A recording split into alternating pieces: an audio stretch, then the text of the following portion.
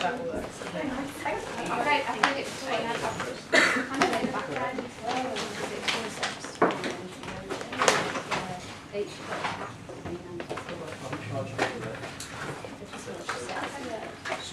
Don't forget it. You're right. It's not chase. It's very good. You won't have a bad.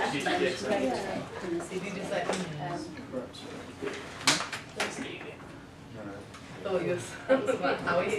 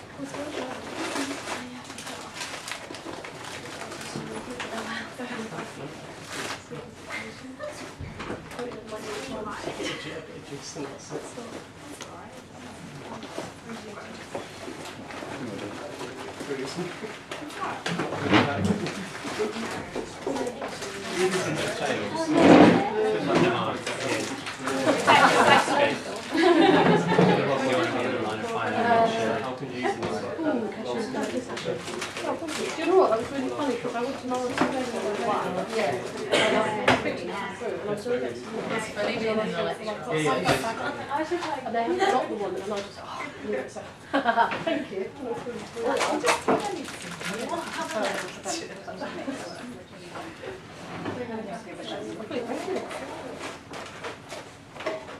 It's my sort of thing.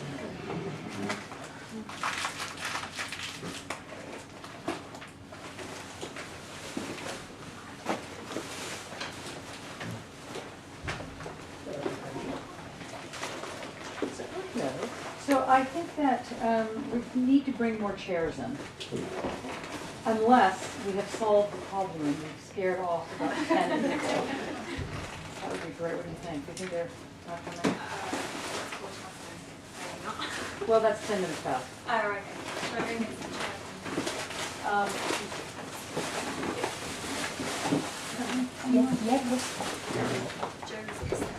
She's here.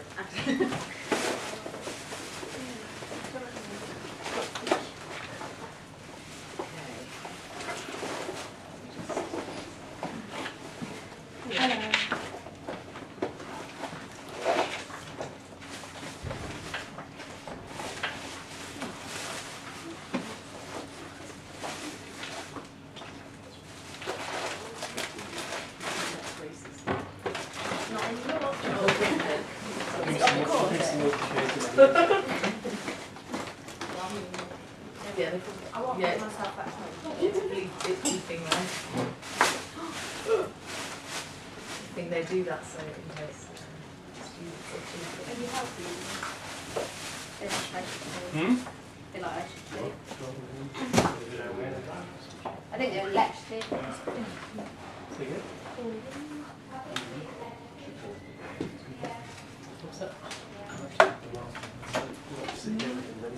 Well, that's why people don't sell. I think you must have. I was thinking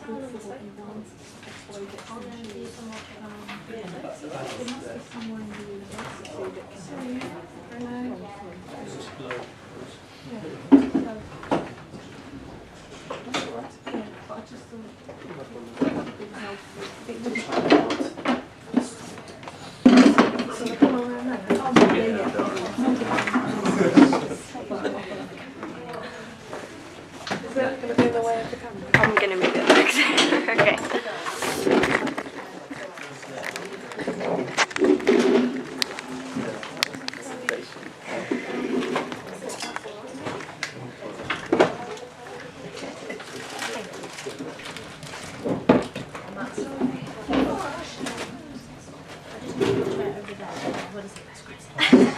I'll have my turn this week. I said, is it?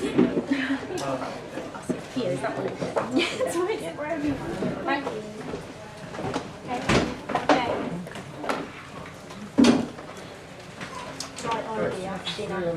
That my kind of idea. Yes. There's no way. We'll drop you back there.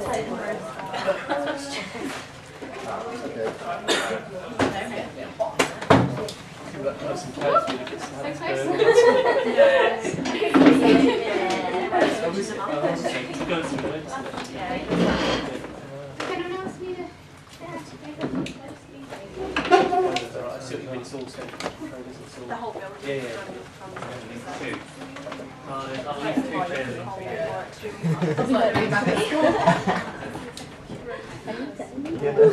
I'll go find her. I want to bring in a petition for one. Are you taking it? Yeah. I already told Grace that I could not get that information on the computer, so I'm just waiting for him. I'm not really. What have you requested? Just some last, just some last 15 minutes. Just quick. Yeah. Spoke with like a little bit about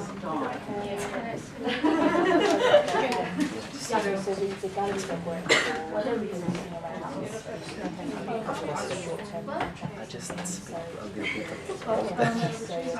But she said it's quite difficult because two fragmented different thoughts about the same thing.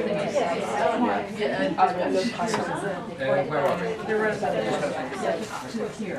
Oh yeah, absolutely. And there's a chair there. Tutorial today. I didn't know. Yeah, that's why you wanted to go back. Does everybody have a course outline? Yeah, I've done it. Good. Did you? You lost it. I said I would sit down on the sofa reading it. I don't know what I'm talking about. I've got to shoot for 5:30 because I'm doing a tutorial. Don't.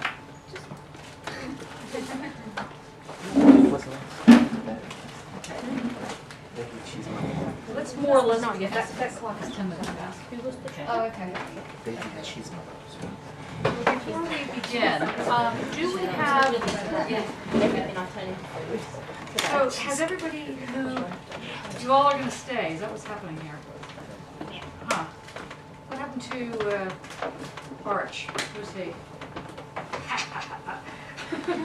Dropping like flies. That's great. So that's interesting. He's not there. Who else is, what are we missing? We're missing about 10 people. Should we be worried? Should it be a problem? Do you care? Okay, before we go on, I have the great pleasure to introduce you to one of our new research fellows, Joe Longhurst, who many of you may actually have already heard of, whose work is phenomenal, actually, and I say that without, I'm sorry that she's here. Works through the medium of lens-based photography, digital photography, and other forms of art imaging. Anyway, and just came back from the summer from a huge grant that she got, a $50,000 award in Canada for her series. Yeah, it wasn't a grant, even better. It wasn't a just grant, prize. it was just a prize, yeah, yeah. So she's the person you want to aspire to be. Okay, on some level, right? Maybe not all levels. Right. Anyway, so it's good parts of that part. The thing is that she's here for the next 2 years, and she's here to become. She can help you with your work. What we're going to do at the moment is just ask Joe to do tutorials with you. So anybody that wants some kind of non-representational or theoretical stroke practical links to imaging, art imaging of some kind, representation, Joe's your person to talk with. But why don't you say a few words Well, about yourself? I would say kind of I'm really open to any kind of tutorials, like maybe from a practice perspective. So I mean, I don't tend to separate out theory and practice. Right, great. So the way I think about it is they each inform each other, but I'm a maker, and so all the kind of thinking underpins the making. So if you have projects. Yeah. I know you're kind of, seems kind of like courses to get them Yeah. to start with, but if you're also kicking off with your practice and you want to talk about it, it doesn't have to be as part of the formal kind of structure where you're assessed and I'm, you know, your boss. Just come and see me and have a chat. Yeah, it's kind of a much better environment in the sense that, you know, no marking, no nothing. Yeah, you know. exactly. Just to kind of one-to-one to just kind of knock a few ideas around. And how do they sign up for you? Do you have somebody outside the door or something? I think, I mean, just for the first few weeks, it's kind of a little bit in flux because I'm finding my feet as well. But I think the thing to do is I'll maybe nominate, well, definitely a day a month, but maybe more, where there's a sign-up sheet and I'll just be there and you can come and sign up and come and see me. But we'll have to kind of see what. Or you go to the day. studio? Ideally, if you've got a studio here full time, I'll come to see you in the studio because that's the best way to do it. Really, just to kind of know where you are. So, is there an email that everybody's on that I can maybe then just email out when We're all on an email now, right? Yeah, yeah. That's probably the best way to do it. Probably put Joe on that email as well. Yeah, because it makes sense for you to get all the information. But why don't you just say a little bit more about yourself than what I said? Ah, on the spot. Yes. Where to start? Wow, actually quite hard to know where to start. Well, actually, starting from your perspective, maybe I've always studied part-time, and I came to it quite late on in life, having done other things. So I'm kind of sympathetic to kind of the idea of having to kind of find your feet and find a way of working that maybe doesn't fit a normal kind of pattern. I'm very envious of all of you who actually have studios now. I do actually have 2 studios, both in London. One's full of all my work in crates and the other one's like a desk space. So I still have nowhere to actually do any work.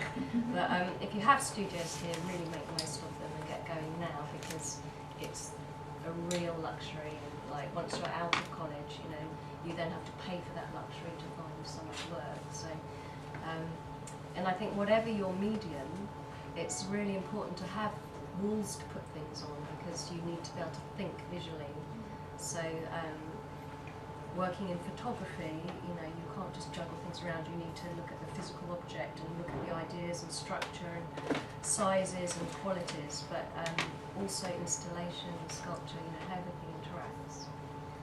And my practice is primarily lens-based, as Johnny said, but I don't fit what I might say a kind of normal pattern of making photographic works. So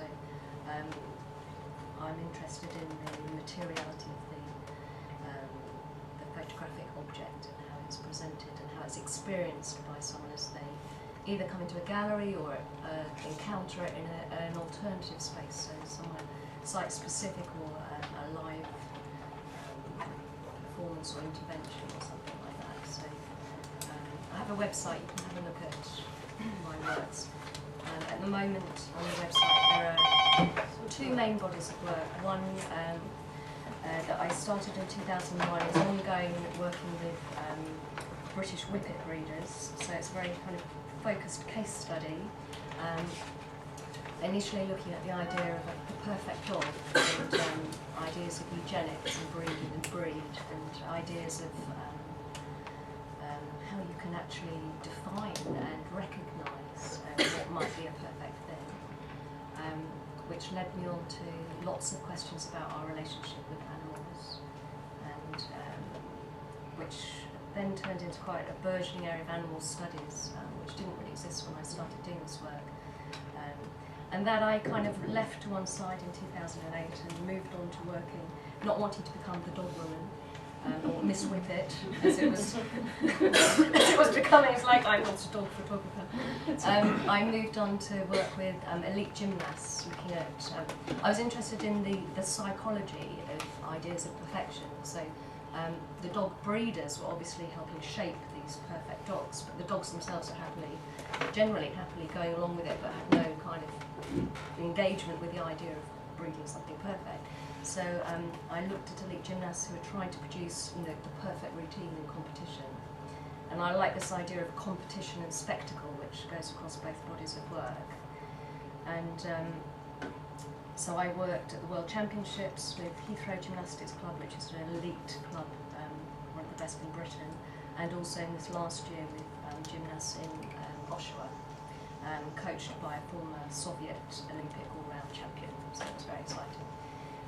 So that work's been from 2008 onwards, and that's still ongoing.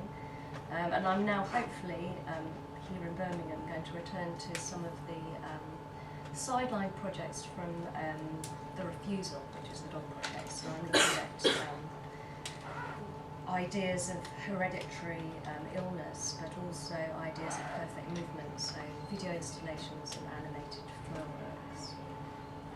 So that's Animated fur works. I've got kind of lots of I'm sure I want to you make will sure I heard find that right. when you yes you did. I kind of tend to work very, very slowly and with lots of ideas, and kind of all the kind of thinking kind of merges into kind of part doing, part not. And I have a few little kind of dead ends which are kind of sitting there bugging me, and I'm returning to some of those to kind of realise them and kind of take them forward, because I know there's something in there, but at the time there wasn't time. And quite often I find that nothing happens for a long time, and then suddenly all the works come at the same time. So, I think that your work also has an odd relationship to limits and frames. yes. And I've always found that challenging, because some of the work that Joe does looks almost like a collage, but that's the wrong way of putting it. It's just that there's a bunch of images together, but they're framed a certain way. And there's something that creates those lines of perfection as well. Yeah. There's a whole grid, which is not a grid, but I think kind of- perfection is, I mean, it was a way of me kind of trying to describe my overall practice and interest, but obviously it's probably more accurate to say I'm interested in imperfection and why we're driven or beaten by these ideas of perfection that are out there. And I think in my practice that's reflected in the way I pull things together and put things together. And, you know, I suppose an underlying question is what is normal, you know, and maybe that's why I am a photographic artist at heart, because photography was that thing that was invented that started creating this idea that there might be something normal, you know, when people started photographing people and categorising them. Before that, I don't think there was any idea that there was an idea of normality and, you know, measuring and judging. So all of that kind of gets built in. But the works themselves kind of evolve and are quite different, I hope.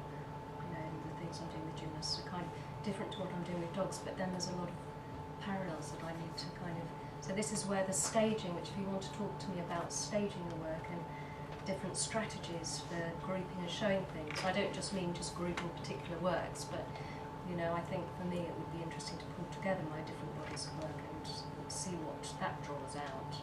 So I tend to work in a way where I hope the cumulative effect of all the different individual works I make is bigger than just looking at individual works on their own. That's the plan. Plan A. Yes, but obviously to do that you have to have larger shows and room to put them in, which obviously also requires a whole other different strategy of, you know, how to get those shows and how to engage with people to allow you to do that kind of show, which I don't have all the answers for, and it is something that all artists have to deal with somehow. It's a perennial challenge. So, but those, you know, so I'd like to be with you on a practical level, but underpinned by an intellectual, you know, everything comes from ideas. I also have very strong themes, which I've realised when I've just been writing recently for BIAD and worried about what my work is, and, you know, I'm often described in the press as, you know, she photographs dogs and gymnasts. And I'm just thinking, actually, it's quite difficult to describe everything, but I would say I have quite a feminist approach to my work, which is never discussed. Because people would rather say, oh, it's a nice photo of a gymnast, rather than, you know, what is that woman doing hanging in that cross, like, you know. Yeah. So there's lots of, and there's also ideas of repetition and kind of performance within the staged works, which, not the performance, which I also do, but also kind of a performative aspect to what goes on in the still works.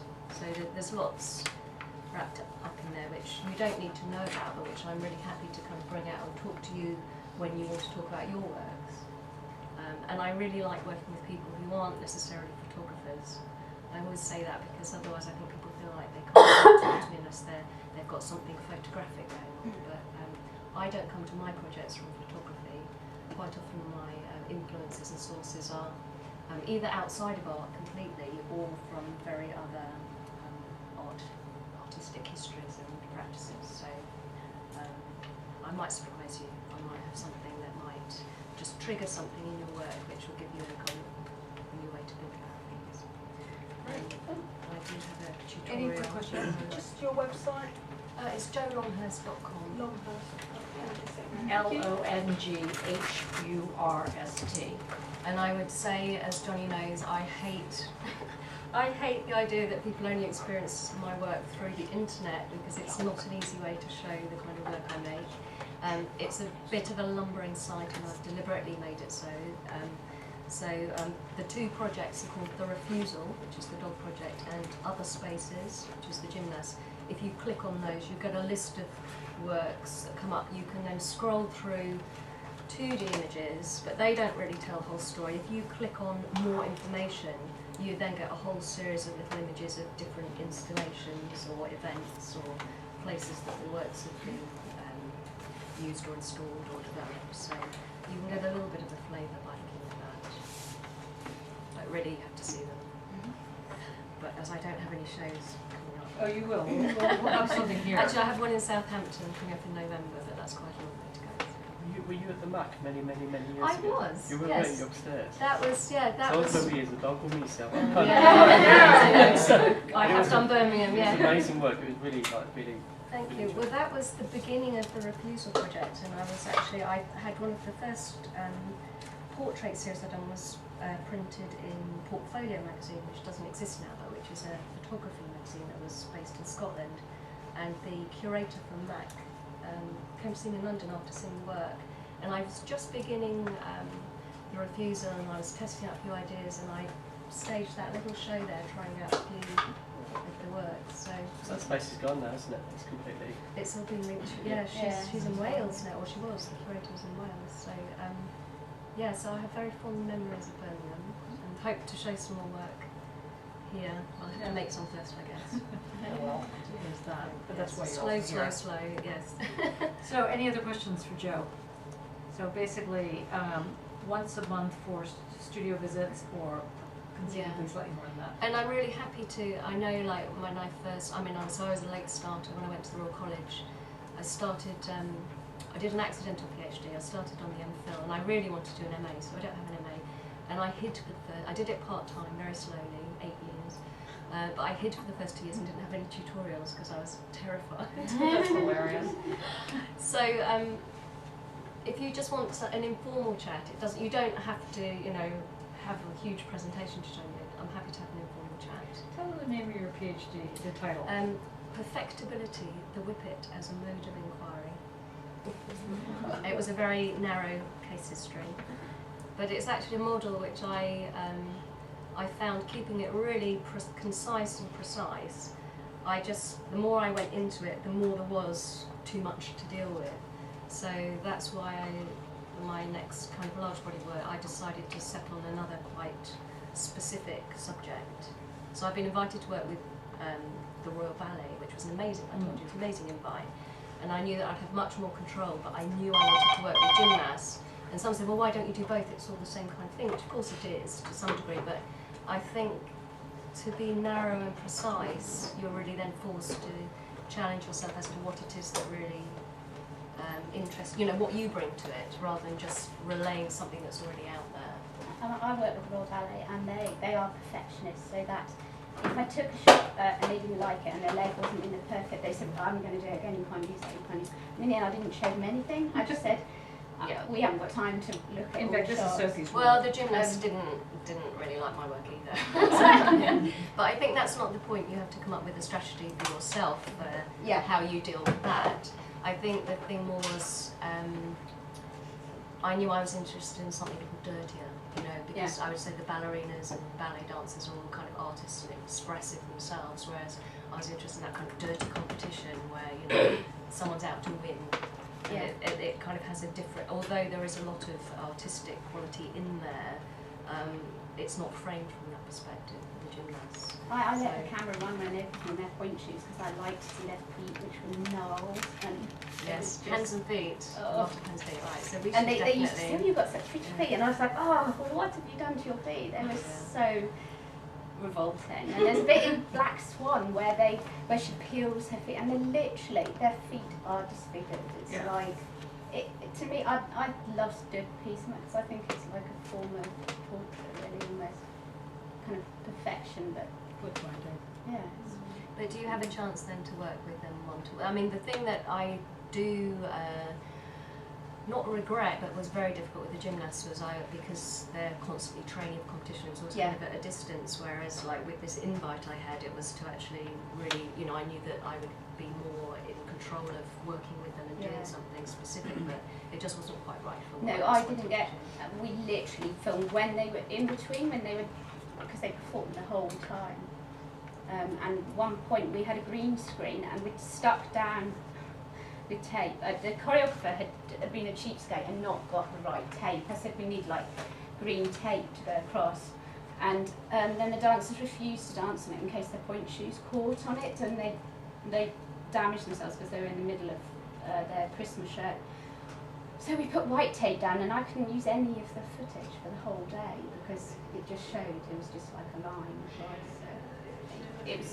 it was a great learning experience, but it was very frustrating and difficult.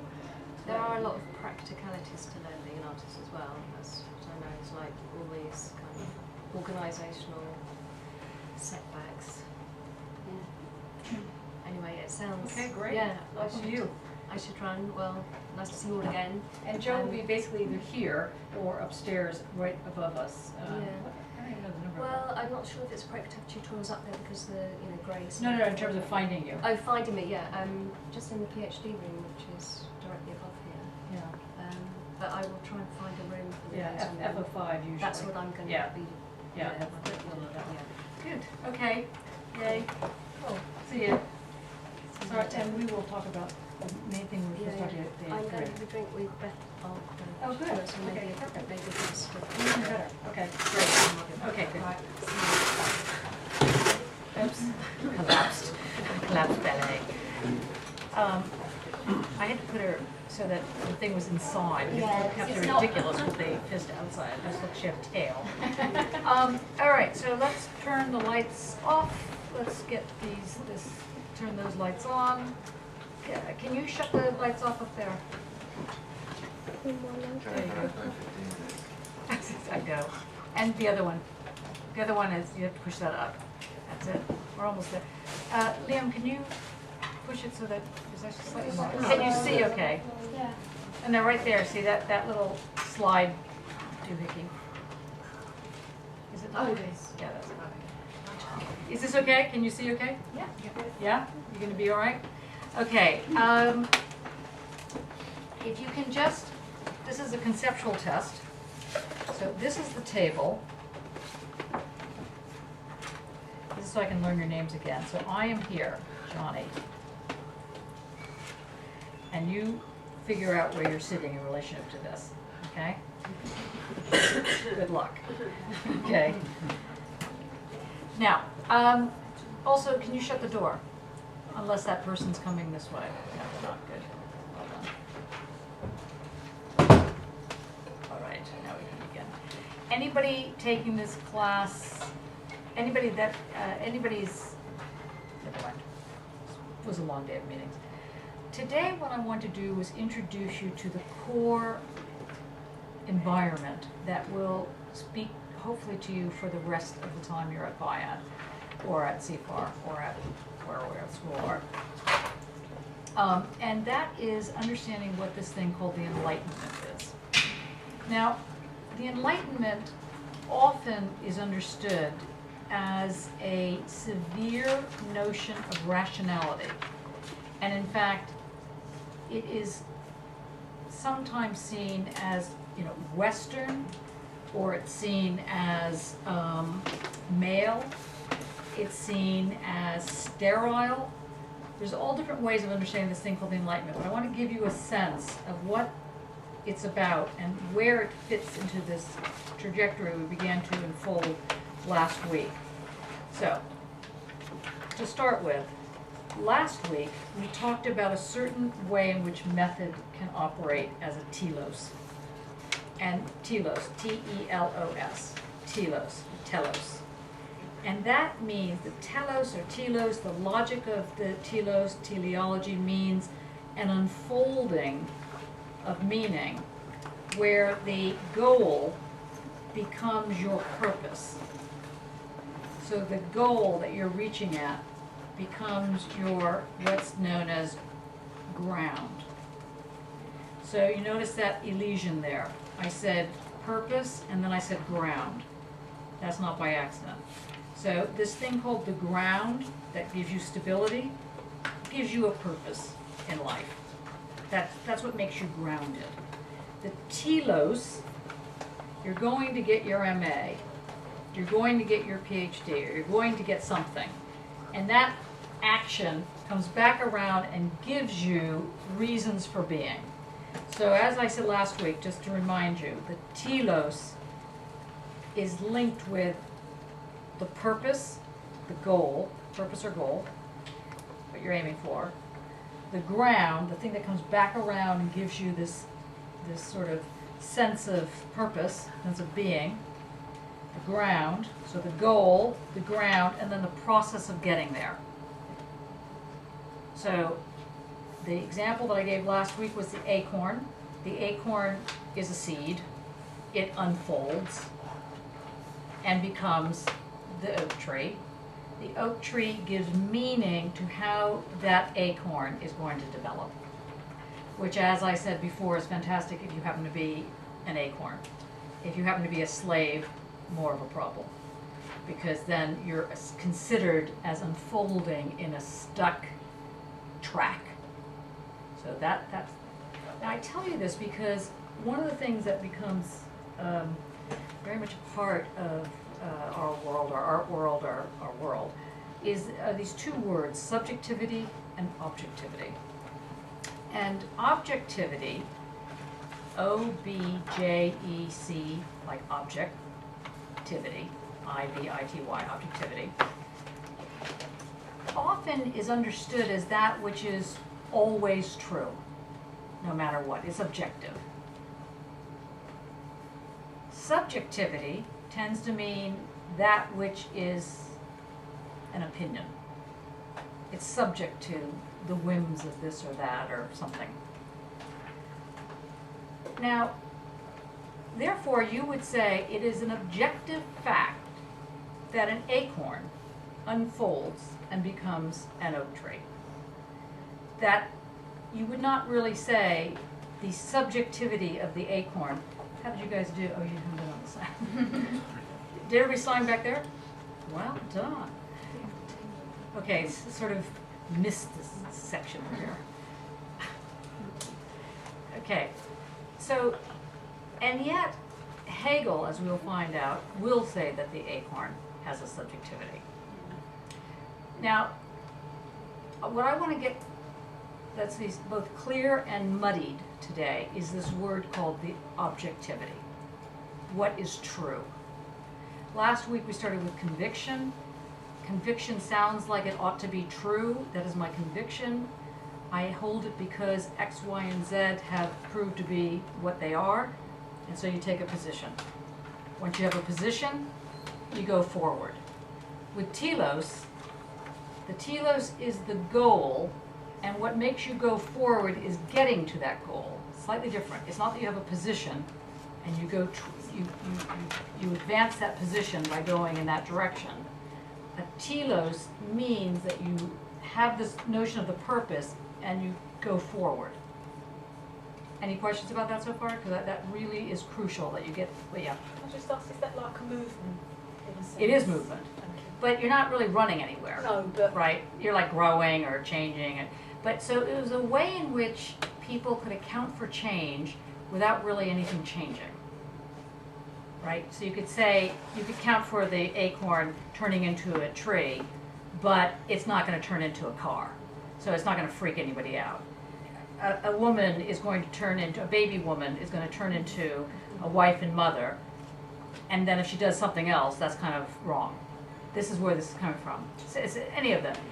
Artists, as you may know, up until modernity, were considered blasphemous if they referred to themselves as creative. because the only entity that could be creative was God. And so if you called yourself a creative being, you were being an arrogant so-and-so. And in fact, sometimes more than arrogant. And so because the role of the artist was to be able to act as a vessel with the hand or the eyesight of God. So you were, again, it's this ability to have this purpose. The purpose was to resemble something, to reassemble something. Okay, so that's the backdrop there. We're going to move slowly toward this thing called the Enlightenment. So in 1786, I think it was, I don't know the exact date, you can correct me, I'm sure.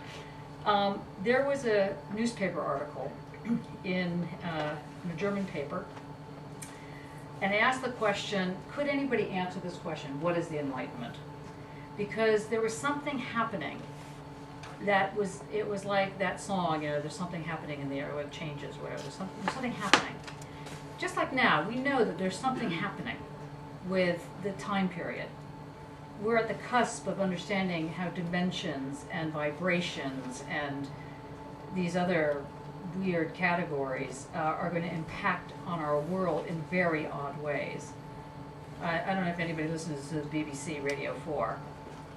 Excellent, 3 people. Anyway, this morning they had a thing on about the robots the bots that are being developed to go on the ocean floor, and it's both amazingly compelling and totally scary. The world is at the cusp of changing. How would you call that change? So picture this. Picture the world, the European world, changing, having this, there was the impact of the industrial movements, the feudalism was falling apart, there was a lot of fighting, power fightings and so on and so. So there was a thing called, people started saying, well, we're enlightened. They would talk about it like this. So the newspaper, the sort of that time's version of, let's say, the internet, the newspaper put out a thing and they said, could anybody please respond to this question with a good argument of what we're going through? And one of the people who responded was Immanuel Kant, which is fantastic, actually. And now, which amongst you will be the Immanuel Kant of today? By the way, you want to be careful. You want to be Immanuel Kant. It's very boring. It's basically a racist, and it's like totally problematic on many levels. But anyway, I digress. Anyway, and he also had a very specific schedule. You could set your watch, apparently, by the fact that when he went to get his lunch in town and back every day, it was very methodical. Anyway, side note. Although I always think it's kind of interesting, what do these people do when they're not writing their, stories and their thinkings? They like how they eat and what do they dress like, and did they miss buttons when they button their clothes up, and stuff like that. But anyway, that's just me. So Immanuel Kant wrote a response, and what he said has nothing to do with the fact that Galileo has realized that the sun, or Copernicus has realized that the Earth goes around the sun and not the other way around, or any of these other issues that were going on, although science was important. He said the thing that speaks to the change is that no longer do people have to not know anything. Or to put it slightly differently, he said that this society, this time period, it dares you to know. It dares you. It says, go figure it out. Now he said that is the big difference between the time period then being the feudal time period, the time period of the ancient Greeks that was based on a cosmology where the individual person didn't count for anything. It was just the social groups. The idea that there would be an individual, let alone an individual that could think, that wasn't a king, that wasn't ordained by God, that was just your basic person, your basic human being, that this person could think. So he called it sapere-aude, that's the Latin, of course, S-A-P-E-R-E, sapere, aude, A-U-D-E. I dare you to learn. I dare you to know. And he basically said, up until now being 1786 or whenever it was, 1785, people relied on their priest relied on their fathers, relied on their kings, relied on some sort of authority figure, usually male, to tell them what to do. And therefore, he said that humanity was stuck in a form of immaturity. And that it was not only required that you stop doing this, you stop being immature, you start realizing, the buck stops here, you have to deal. But more importantly, or as importantly, you could do it.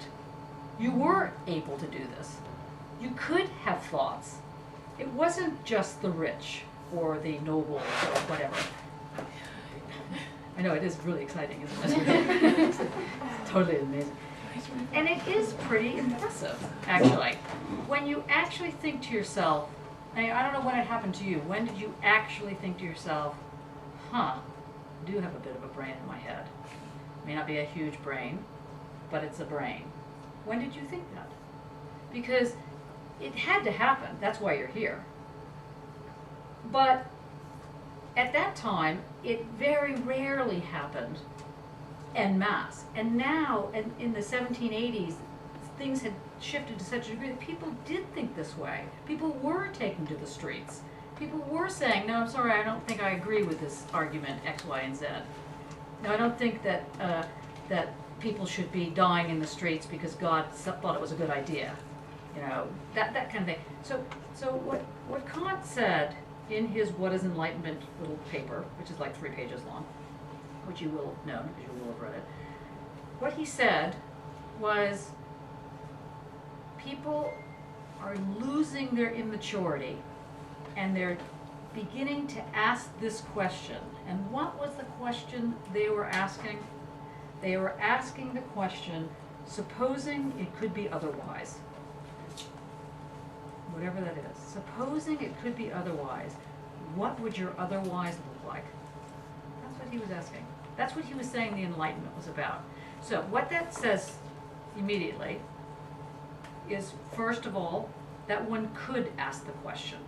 One had the capacity, and the mental capacity, to ask that question no matter age, rank, sexuality, although that became a bit of an issue for a while, color, class. One could ask that question and demand to begin at least to come up with an answer, to not just dare to know, but to dare to know this way. Suppose it could be other ways. Suppose it could be otherwise. Suppose you wouldn't have to have people dying in the street. Suppose you didn't have to have people with their legs amputated crawling around asking for money. Suppose there could be a different way of doing things. What would your different way look like? How would you approach it? People were saying this, and that meant, secondly, not only could you think this way, were compelled to think this way, but it was what was then sort of seen as the rise of the individual. There was this thing called the individual, and that was a very odd thing. Now, there's a whole long story about this thing called the individual, and whether or not you protect the individual or you protect the social versus the individual. But anyway, it was basically saying that reason was the basis of humanity. And what was reason? Reason was that first step to say, supposing it could be otherwise, what would that otherwise look like? Now, in saying that, what would that otherwise look like? Supposing it could be otherwise, how would that actually transform? What would that really be doing? He was basically trying to, I guess, foreground 2 other things. One was the separation between church and state. That no longer should the state and the church be in bed together. No longer should they make rules together. It was irrelevant whether the king was, the divine or the human body of the king or of the god or whatever the thing was. Is that there was a separation of church and state. There was the rise of the individual, but the most important thing was that society could and would change. That change became the ground of the social. That is a modern idea. Before that, it was tradition, it was heritage, it was God, it was something else.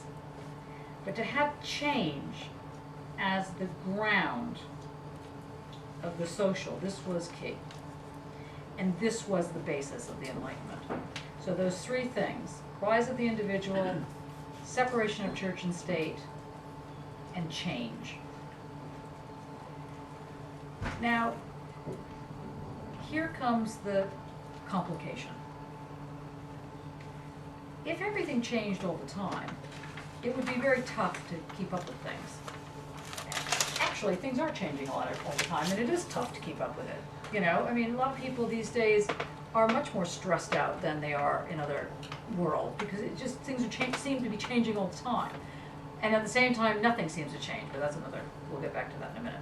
George Sorel. Do you ever hear about, you know that expression, the more things change, the more things remain the same? That came from a guy named George Sorel, S-O-R-E-L, I think. George, the French women in the back will know how to say George. How do you say it? J-E? Spanish. Oh, Spanish. Oh. Who's French? She's out of town. She's out of town. Our French person who was in the corner there. Sorry about that. How do you say George? George. George. Plus ça change, plus c'est la même chose. Thank you. Yes, well done. Okay, he wrote a book called Reflections on Violence. I think that's what it's called, Reflections on the Role of Violence. And what he argues in that book, which was written in the 1900s basically, he basically argues that anyone who suggests that change happens without violence is an idiot. And that the only way change happens, real change that where you take power for one group and give it to another group or something, requires violence, violent revolution. Otherwise, it all remains the same. This is Sorel's argument. So I'm not suggesting that this is a good argument, I'm just saying that this is the argument that he puts forward. But we haven't gotten there yet, that'll be a later moment.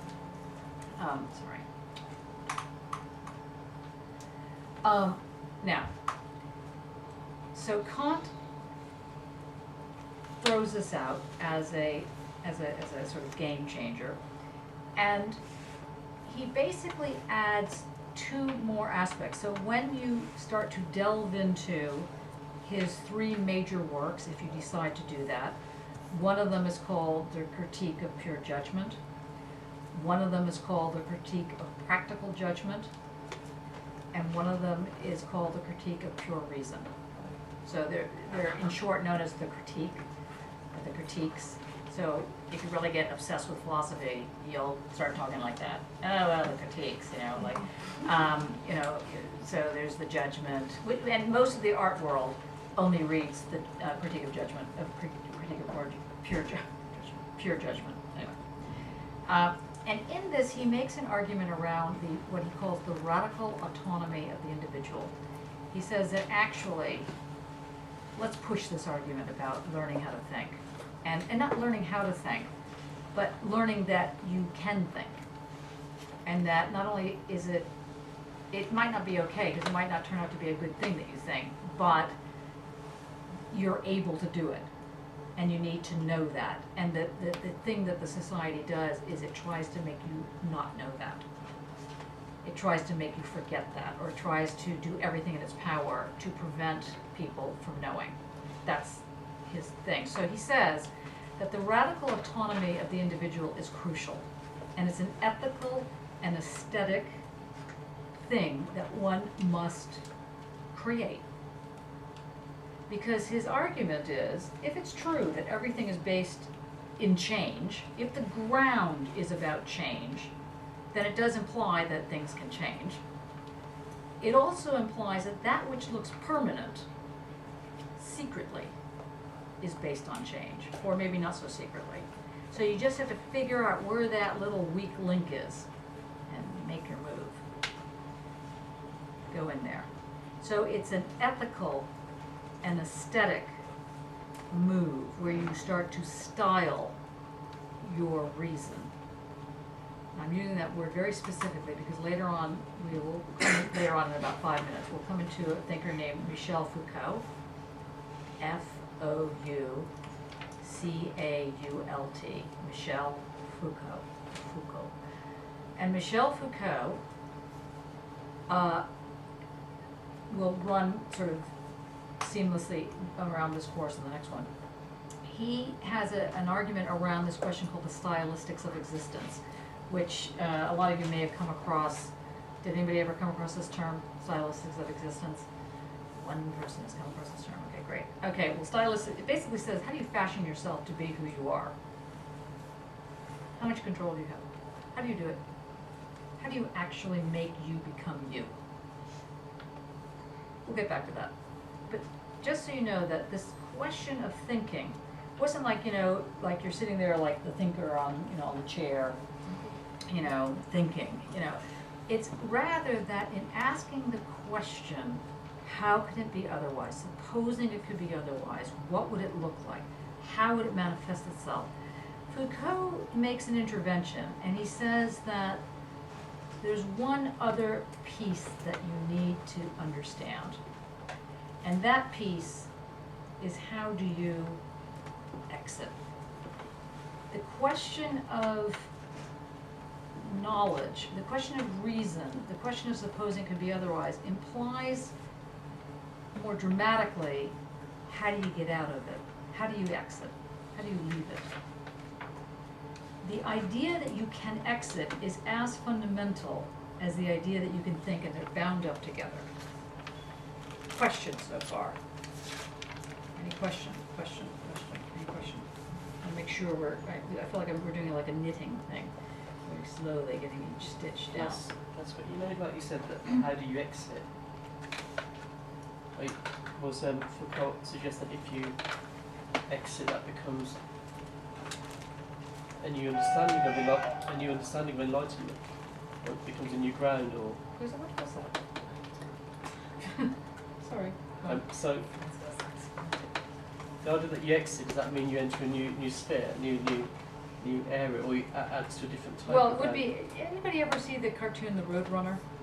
Yeah. Okay, where the Roadrunner runs and then suddenly realizes they've gone off the cliff, and they realize that particular exit was not so good, and they go down. Okay, so it's not that kind of exit. Well, it could be that kind of exit, but obviously if you exit that way, it could be a problem. Okay, so the way in which you exit can't be so wildly out there that you're going to go drop down like the Roadrunner. Okay, I mean, obviously Kant is not quite like the Roadrunner, but we'll get there in a minute. So let's look at this room. How would you exit this room? Door. Okay, so those are well done. Okay. That's right, yes, the trick question. Door. So last week you said close your eyes, or you imagine yourself in a different place, or you take yourself away through your imagination. Right. Now we're this week. How would you get out of here? To the window. Window, okay. Run through the wall. You'd go through the wall. Okay, that might not work. There's an opportunity. I mean, in like the whole sphere of chaos, the atoms might just perfectly align at that one moment in time. Okay. Probability-wise, probably not going to happen. I'm going to ask it slightly differently. You're caught in a view, I'm going to call it a world view, that says that it's an objective environment. How would you exit You have from, to think differently. and how do you think differently in a world that is requiring you to think the same? Because you grow up, you mature. It's what it talks about, immaturity and maturity. But how is it that you're able to do this, but let's say I'm not able to? How is it that only some people seem to get the idea that they must exit, that it must happen? How's that possible? Some people just don't see last week. Good. Okay. Into the idea that that's okay until something dramatic happens to realise that thing that you observe and you're experiencing isn't okay. The idea of just go around the circle. Okay, but Yes, you start seeing that predestination materials and you disagree with it and you want to break out. And it might be the Roadrunner case, and there is nothing wrong with it. This is how revolutions happen. yes, this is true. So, if you wanted to, let's say, does anybody know anyone who was forced into a marriage, an honor marriage of some kind? So, did they get away from that, or did they have to go through with it? They got away with it. And how did they do that? They escaped from the country to get away from it. And how did they escape? They escaped from their bedroom first to go to an uncle's, and then to travel across Europe. So late at night, crawled out a window. Just stayed as uncle. Yeah, literally. Well, the police came in, so this was a kind of a same-sex stuff. It was relationship in a sense. So it's like a forced. So he escaped basically. He came all across this country, only to be potentially sent back again. So. And what's happened to him? Is he sent? Well, I don't know, because I was only having one-to-one sessions to him, and then he went outside my room and he went to counselling, and I'm not sure what happened to him.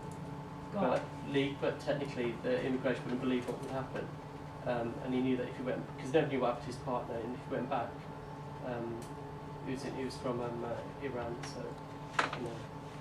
Anybody else have any? Yeah. Yeah, I had a friend, I've forgotten about this too we were talking, Asian. Dan. She was gay. No, this is Dan. Sorry, Sorry, go ahead. and her parents had arranged a marriage for her. Well, her girlfriend was bisexual, so she thought, hey, I could do this. I could have a husband, I can have a girlfriend, and it would be fine. And obviously she wasn't bisexual. She married the guy, and she got out of it by bargaining, because she said to her parents, who didn't understand, I'm a lesbian. They were like, don't be ridiculous. She was like, yeah, I am. We can't sleep with them, we can't stay married. They said, well, if you've got this course, it's up in Scotland, and if you do it, and you take all the stuff they told you to take, and you're still a lesbian, you can leave him. So she was like, hell. So up she went to Scotland, she came back to us with a little bag of stuff. She went, I've got the cure, it's going to make you better. But her parents were satisfied that it wasn't her fault, it was within her power, and she couldn't be married to the guy, and so she was allowed to leave him. See? That's an unusual exit, isn't it? No, but that is an exit, Ooh. right? Any other exits that you can think of at that level? I mean, anybody ever been mugged or know people who have been Oh, mugged? yeah. So how did you get away from that? Because obviously you're here. I was just grabbed off in Brazil, and the guy stuck a bottle in my thing. Like, we sort of filed down from one. I had to go at the back of it. We didn't know we were going past a crack area. So two of them grabbed me. They actually make a noise, and my friend, it's a bit like the Beatles going across Abbey Road, carrying on walking ahead as I was sort of pulled back. I just thought, shit, I've had it. But I had a huge firefax in my bag. So I just grabbed it and I threw it at him and sort of pulled my shoulder, and they just took it and ran because it looked like a really big wallet. That sounded wrong. I just thought they were just going to do me, and that was that. Okay, they might have had you. Anybody else? Anybody else have a kind of an exit story? Yeah? I think, Arch? you know, sort of coming from the background that I come from, I know a lot of people who sort of exited the ideas of stringent gender roles and things like that. And when you're talking about exiting, especially societally, a societal idea that's been ingrained so heavily from birth, you don't necessarily fully exit gender so much as reinterpret and redefine what those things and what those possibilities are. So combinations of things are a way of exiting while still reinterpreting and being part of the same. And what do you need to have in your sort of arsenal to exit in order to do this? What helps to, how is it that Conviction. You have to. you have to have some form of conviction? Sure that you want to get out. Yeah, and you have to be willing to go to the wall, right? Even if you didn't realize that, because I mean, throwing the file of facts, maybe you didn't think, gee, I hope that works. If it doesn't work, then gosh, that was my last trick. You know, right? You just did it with the view that better work. You were like straight on about it, you know, that kind of thing. Anybody else? What I'm getting at here is the idea of how one learns how to think. That it's not common sense, it's actual reason. So up until now, reason, well maybe not, but in a lot of ways, in a lot of places, reason gets a bad rap, particularly around artists, because art is usually seen as like an sensuous, something that does not do with reason, all the rest of this stuff, when in fact it is the leading arena for reason. This is what Kant is saying. It is nothing to do with common sense. It's even less to do with intuition. It has to do with supposing it could be otherwise. If you're going to dream in otherwise, it's got to have some kind of logic to it. Otherwise, your exiting or your move is going to not work. So it's not like you have to think it out to the nth degree. You just have to think it, sometimes you just have to think it's possible. That's about as far as you can go. And you don't know how it's possible, it's just going to have to be possible. Can you get a glimpse of something that seems significant, but it's outside where you are now? How did you exit? I saw when I was young, and we were living on this campsite, and the way my family was very different to how everybody else who was on holiday was, and it was just people having a really lovely time out there, whereas in the family it was much more grim Mm-hmm. and tense.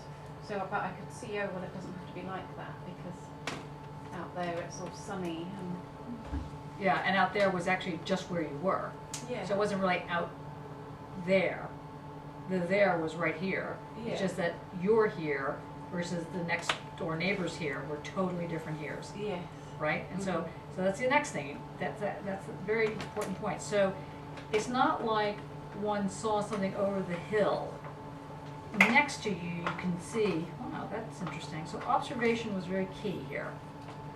The ability to observe around you what you saw and how to interpret that was based on reason. Or to put it slightly differently, common sense is just watered down philosophy. That's all it is, sentimented philosophy. So the idea that one could think, in other words, you didn't think to yourself, or you might have at some point, but in any case, it's my lot in life. I'm not worthy. That's why we're in this sort of, camping moment, whereas everybody else, they are better. You thought, that looks like something I would quite like to do.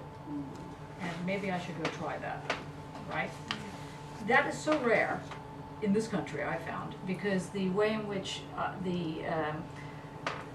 think the working, not to be overly simplistic, 'cause I don't mean in an overly simplistic way, but I do find that people, especially now with this swing to the right so strongly done, there is a kind of view that one might just be, what's the right word, deserving of what they get. So if you have money, it's because you deserve it. If you don't have money, it's also because you don't deserve it. And in fact, I thought it was incredible, the speech that, what's his name, the Chancellor, Osborne, gave. Because Osborne said, we don't want these people on welfare to get something for nothing. I felt like saying, well, what about the bankers? They seem to be getting a lot for nothing.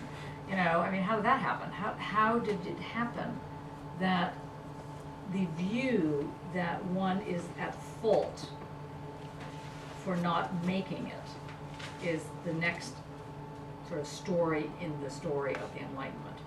Because once you realize that it's your responsibility, once you realize it's your ability to change, it's also your responsibility to change. If it doesn't work, then you're a failure. And you have no one to blame but yourself, is the subplot to that view.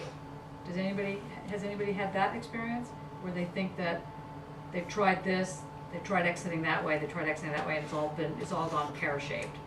And the answer to the question of, am I intelligent, is no! You're an idiot!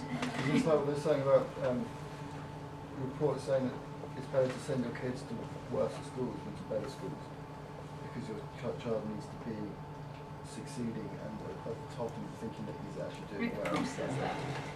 There's They. That your child shouldn't spend his whole time in the top school, but towards the middle and the bottom of the class. It should be at a lower school and towards the higher end, so they can be free to think about where they are and push themselves forward. Maybe. I'm not sure.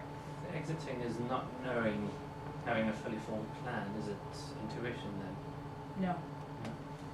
Or, yes, but intuition as a form of reason, not as a form of something in your, something that's God-given or something. Not intuition at that level. No. Intuition at a non-fully worked out plan. Yeah. It's that level. So exit is success that is based around planning and logic. Otherwise, you could exit and fall off the cliff. Yes, but here's the catch. The ingredients for having this form of logic isn't mathematics, as such, or it isn't arithmetic. It is probably mathematics, to be a little bit pushy on this, but we'll get back to that in semester 2. It's not 1 + 1 = 2 is the way you make your plan. You don't sit down and think, okay, now I got this thing here, and I got this thing here, and I got this thing here. And so if they all add up together, then we can go forward. If it doesn't, well, I gotta wait. No, it's here are the building blocks for logic of the Enlightenment. The will, what is called élan vital. Again, murdering the French. Okay, it's the vital will, the will. Kant argues that this thing, this drive that you have, now by drive, he's not talking about a Freudian drive. This thing that pushes you forward is based on what Kant will call an A space, A, the letter A priori, P-R-I-O-R-I, a priori, synthetic unity. Painful. A priori, synthetic unity. What is a priori? What does that mean? Yeah, it's a first. It's a beforehand. It's a wonderful idea. Before what? You know, before what is this a priori? Before the start. Think about telos. What comes before the start? No. The goal. The goal. Good. The goal comes before the start. Now we're cracking the horrible nut of this philosophical thing. Keep remembering that the goal, you're not outside of your thinking. You are your thinking. Guess who that is from? Nietzsche. Nope. You are your thinking. Descartes. Who said that? Very well done. Does everybody know how to spell Descartes? D-E-S-C-A-R-T-E-S, on an A. And when you talk about, like Marxist, Descartes, fill in the blank, it's Cartesian. Drop off the D-E-S. Okay, so it's Cartesian. So if you see Cartesian, it's referring to Descartes. You don't say Descartian or something like that. You say Cartesian, just so you know. So if you're at a dinner party and you don't want to make a fool of yourself, you don't say Descartian. You say Cartesian. Now, I'm going to circle back to that in a minute, but you're not quite there yet with this thing. So the ground comes a priori. But I also said that the will is an impetus. Now, if the will for Kant is an impetus, and the will for Kant is linked with reason, not with, genetics or something, or some sort of, weird energy thing that's inside your body, that the will is a reasoned thing. It certainly changes the notion of reason, I would think, a little bit, because it gives passion to reason. So the will, if the will is the Kantian a priori, what was the rest of it I said? A priori? Synthetic. Okay, so now what do you think is a unity? What does a unity mean? I know that this is not a trick question. It's the whole thing. It's the whole thing, right? So unified. What does it mean to say synthetic unity? Remembering we're talking about Kant, so he didn't know about plastics and synthetic material, in a way. Well, he did actually. It's a combination, and the combination does what when it's combined? Melts. It elements makes together. a unity. So an a priori synthetic unity means there's a combination of stuff taken together which makes the whole ground, and that ground comes before the start. Except we know that the before the start is actually the end, the goal. So we know that for Kant, the will is what he calls later on in another whole work that you could read. I loved it. I mean, you don't have to love it.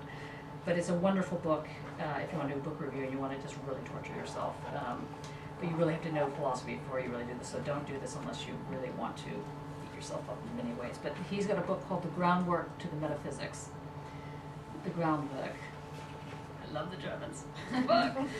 Go back. W-E-R-K. The Groundwork of the Metaphysics. And it's actually the prolegomena to the groundwork of the metaphysics.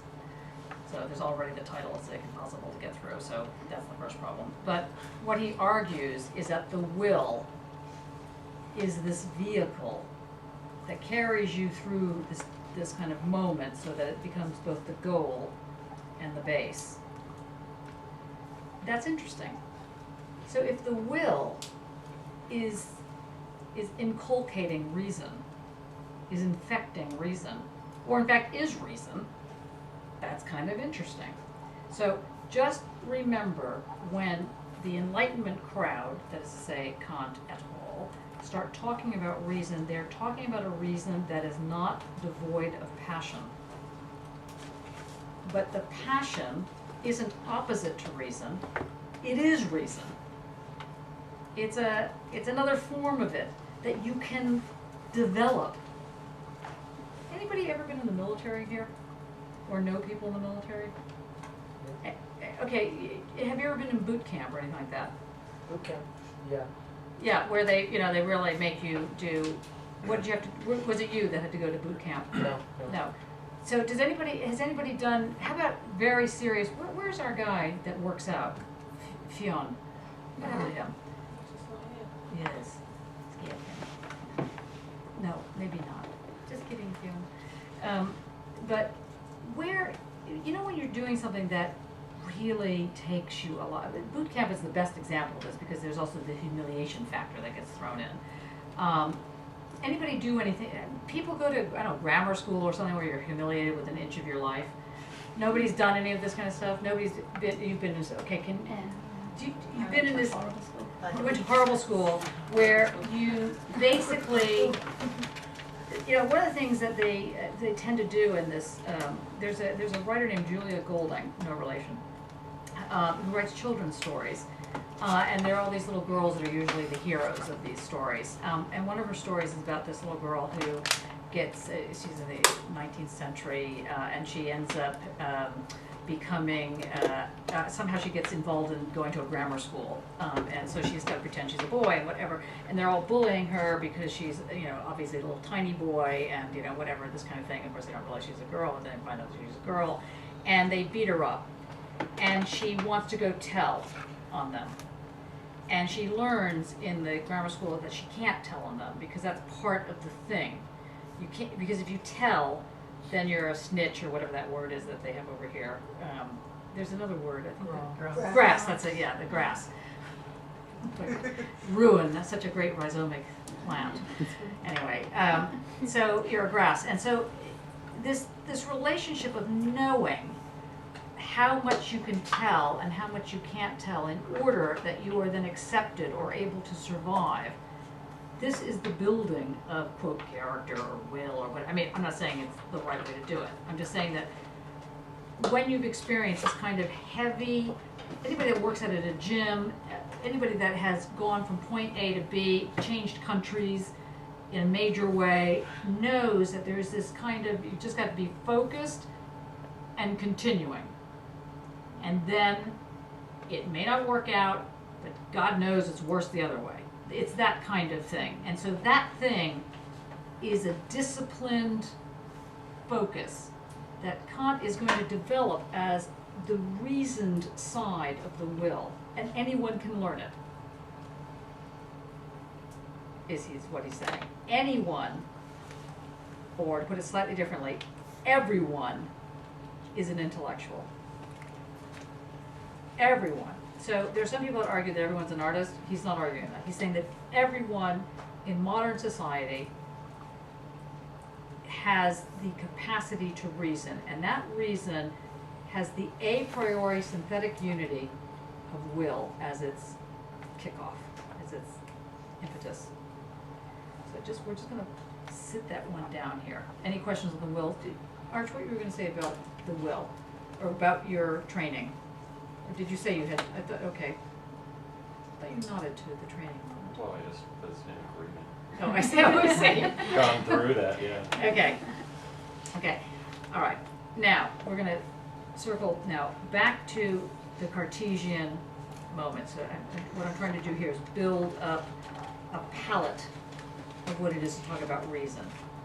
Now I say it like that, a palette of reason, or as we're going to learn, a priori synthetic unity called reason. A palette of reason. So you stop thinking in lines, in thin little lines. Reason does X, Y, and Z. You trot, trot, trot X, trot, trot, trot Y, trot, trot, trot Z. And instead you begin to realize that it's got this magic carpet. That's your sort of ground. This is again part of the Enlightenment. Now it starts with Descartes, bizarrely. And what Descartes argues in the Meditations is around the question of doubt. And it's a very important thing. And the doubt he's talking about here is not the doubt of the doubting Thomas. Do you know who doubting Thomas is? Okay, Alex, want to give it a go again? Jesus. No, he's not the doubting Thomas. No, I mean, he doubted Jesus. Who doubted Jesus? Thomas! That's right. Yes, and how did he doubt Jesus? Put his fingers in the wound, didn't he? Yeah, why did he do that? That's really creepy when you think about it. He didn't think that he'd risen from the dead. Yeah. Yeah, He Yeah. didn't believe it. yeah, and why do you think putting his fingers in the wound clarified it for him? It was the evidence of his senses. Right, but don't you think it's a little odd, first of all, that there's someone that you think you might be hallucinating, so you think rather than, I don't know, kiss them, talk to them, shake their hand, you put your fingers in the wound. Don't you find that like a kind of interesting decision on the part of Thomas? To like put your fingers in the wound? I mean, what was he playing at, old Thomas? His notion of doubt was doubting the whole edifice of Jesus. And the idea that you would put your fingers in a wound, what would happen if you had a gaping wound on your side, and I decided to come in and put my fingers in your wound? What would it feel like? Agony, it ought to hurt. So I mean, Thomas was like not exactly a naive little baby going up like, Thomas goes like this, and it's got to go. There's got to be a reaction. So it's not just the senses that he could tell that Jesus was alive, because he could have kissed him, he could have stepped on his foot, he could have done a lot of things. But instead, he puts his fingers in the wound, and he hurts Jesus. And it's the hurt that makes Jesus respond and go, "Ow, you bum! You can see I've risen. You know, what do you want? Blood? Yes. Okay, so that's not the doubt that Descartes is talking about. So get rid of that version. So it's not the doubting Thomas. Here's the doubt that Descartes is speaking about, and who writes about it the best, apart from Descartes, which is always important to read the original, is Hannah Arendt.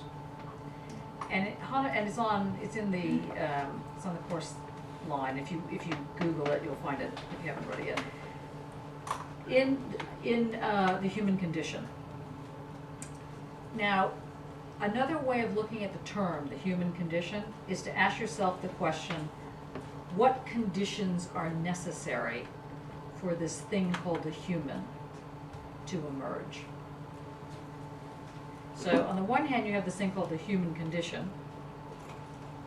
And on the other hand, you have another way of posing the question, which is what are the conditions that are required for the human to emerge? In the second version, whatever those conditions are that are going to be enumerated for this thing called the human to emerge, what's going to happen in that is that you're going to also have a different conception of what it is to be human. Right? It's going to be the same scenario. If you say the human condition, that's why I put it the other way, because the translation in German is into the English makes it sound like there's an essence to being human. What is the human condition? No, she's saying, what are the conditions involved with being human? The doubt that Thomas is dealing with is realizing that in front of him is not a human, well, again, controversy rises, but is in fact this entity that could be God, could be human, could be whatever it is. It's some sort of spiritual moment because it's both human and not human. But in the book on what are the conditions to become human, how does doubt figure into this? Here's how Hannah Arendt, A-R-E-N-D-T, Hannah Arendt, understands it. She translates, what's his name, Descartes, René Descartes' first meditations by saying, you can doubt your existence. You can doubt whether or not you're dreaming right now. Are we all sitting in a dream? We're going to wake up and find out that this was just not happening. You can doubt all that. There's only one thing you can't doubt. What's that? That's your doubting. Yes, very good. Think about it. You can doubt a lot of things, but the one thing that's not able to be doubted is doubt itself. That's creepy. Because now you have a sense of a ground that's a kind of quicksand kind of ground. It's a ground that's doubt. I don't want to go too fast, so if I'm going too fast, just do something like collapse or, let me know. So it's the doubt becomes the platform around which something can emerge. It's not dissimilar to the Kantian notion of will, which is an a priori synthetic unity. We just don't know what the unity is a priori synthesizing, but that's a longer discussion. So this doubt is the ground around which one creates conditions of being human. Now, for Descartes, or when you were saying this whole question of that you can doubt anything but you can't doubt, what is also implied by that? If I say you can't go, you can't, how far do you go back? Here's the problem with the why question. I haven't mentioned the why question, have I? No. The why question. The why question, anybody Jewish in this room other than me? Okay. Okay, 2 Jews in the room. Okay, anybody else? No. Anybody sat through a Passover? Yes. Okay, good. You know there are these 4 questions. Okay, and the 4 questions, let me start again. There's this thing called Passover. Okay, and Passover is when the angel of death passes over the houses in I guess Jerusalem, probably was Jerusalem. I don't know where it was actually. Egypt, yeah, right. Good point. Hold on. Egypt. You can see how religious I am, but anyway. Sorry. And it passes over, the angel of death passes over the houses that have a mark on it, which is called a mezuzah. So in a lot of Jewish people's homes, you'll see this mezuzah. That's what's called mezuzah. And inside it has little prayers and, don't touch this house. And the angel goes, right, okay, no, yes, no, yes, no, yes. And now what the angel of death was doing was killing the firstborn sons of all the families of the people that had caused slavery, pain, agony, and whatever to the Jewish people. So Passover is celebrated the same time as Easter, really honestly. It's like pick your group you want to be involved with, but anyway, and that was the same time as pagan rituals, hence the little bunny rabbits and so on. Anyway, I digress.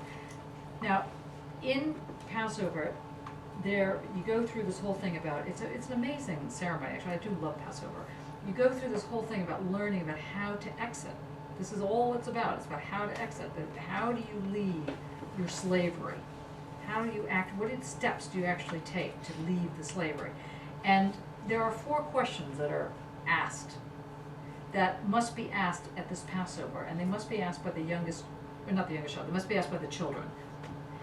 One child's question asks, what is Passover? Another child's question asks, how did it happen? Another question is, when? So how, what, when? Those 3 questions are questions of the curious, according to this argument here. The questions of, of trying to understand how to exit. But the last child, the so-called wicked child, which I think is really unfortunate, asks the why question. Why are we doing this? Why is the sky blue? Well, because, the light refracts a certain way.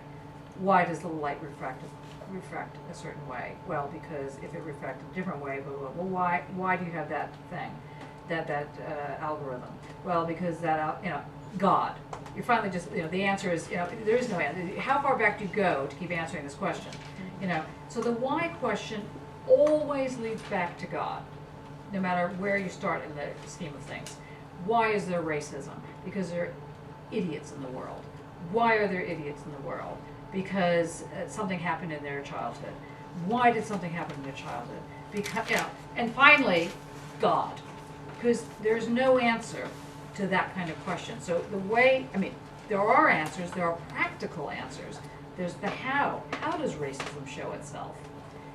When does it show itself? What does it look like? But if you ask the why question, why me? Why now? You will only ever get a non-answer, an answer that will drag you down until you are suffering. And the only thing that can answer that question is, in fact, at best, is God. But in fact, even that doesn't answer the question, because why God? Right? There is no behind the behind the behind. So the why question is the one question that leads to self-annihilation. And that's why it's a bad question. Instead, you ask the what question, the how question, the where question, the when question, but not the why question. You ask the why question, and you have to keep going back and back and back. Hence, we get back to René Descartes.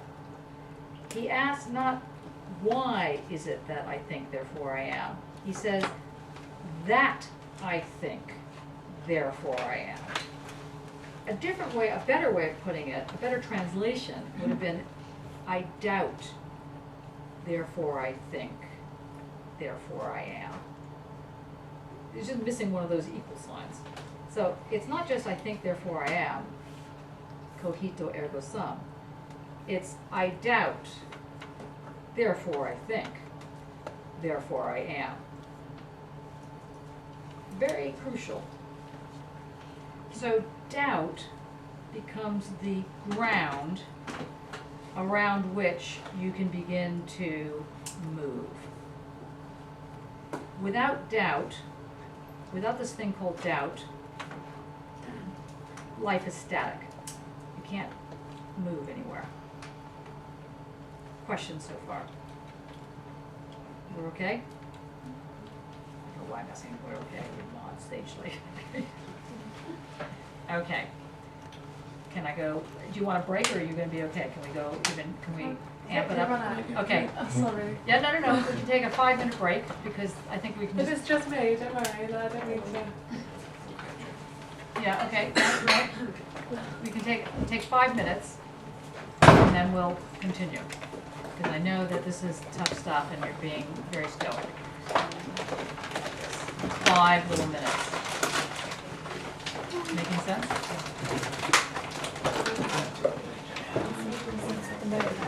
About the sound. This, I'm trying to figure out whether it's things like that. That's why they all there's all much quantum physics for about Well, that's the answer. Yeah. Well, I mean, because there's something kind of proposals and things like that. Yeah. I'm wondering whether I should talk to you about whether I need something as part of the Yeah, absolutely. it makes sense. I think so. So that could, in a sense, become. The thing is, you need to ask Henry how, because I don't know how it works here, you know, as a, like their way in which they do things organizationally. Yeah. Whether or not staff But I think that's what count it. philosophy You have to write something different. Yeah. You can use it as your research foundation, I Yeah. guess. But I don't think, personally, I don't see why that would be a problem. But, What understand I that think before. we're okay Last time I seen a little with bit that. too I think much. it's very exciting. But I So think Yeah, it was that's so still you so much start better. out with 10. last time Yeah, help yeah. you now to understand what you Yeah, trying to say. What day is the 10th? That's hard for them. Yeah, I'm okay. It's not soft. It's big soft Yeah. brain. It's always well. Wendy, how's this going for you? Is it making sense? Yeah, sort of. I don't know why you can't doubt that. I was waiting for someone to ask this question. Yeah. What did you say? I don't know why you can't doubt that. Yes. But then the process itself becomes doubted, isn't it? So if you're doubting, you're doubting. But you could say you could doubt happy because you're happy. I'm not happy, I just think I'm happy. What's the difference with doubt and doubt? Doubt would just be cold feet. It could be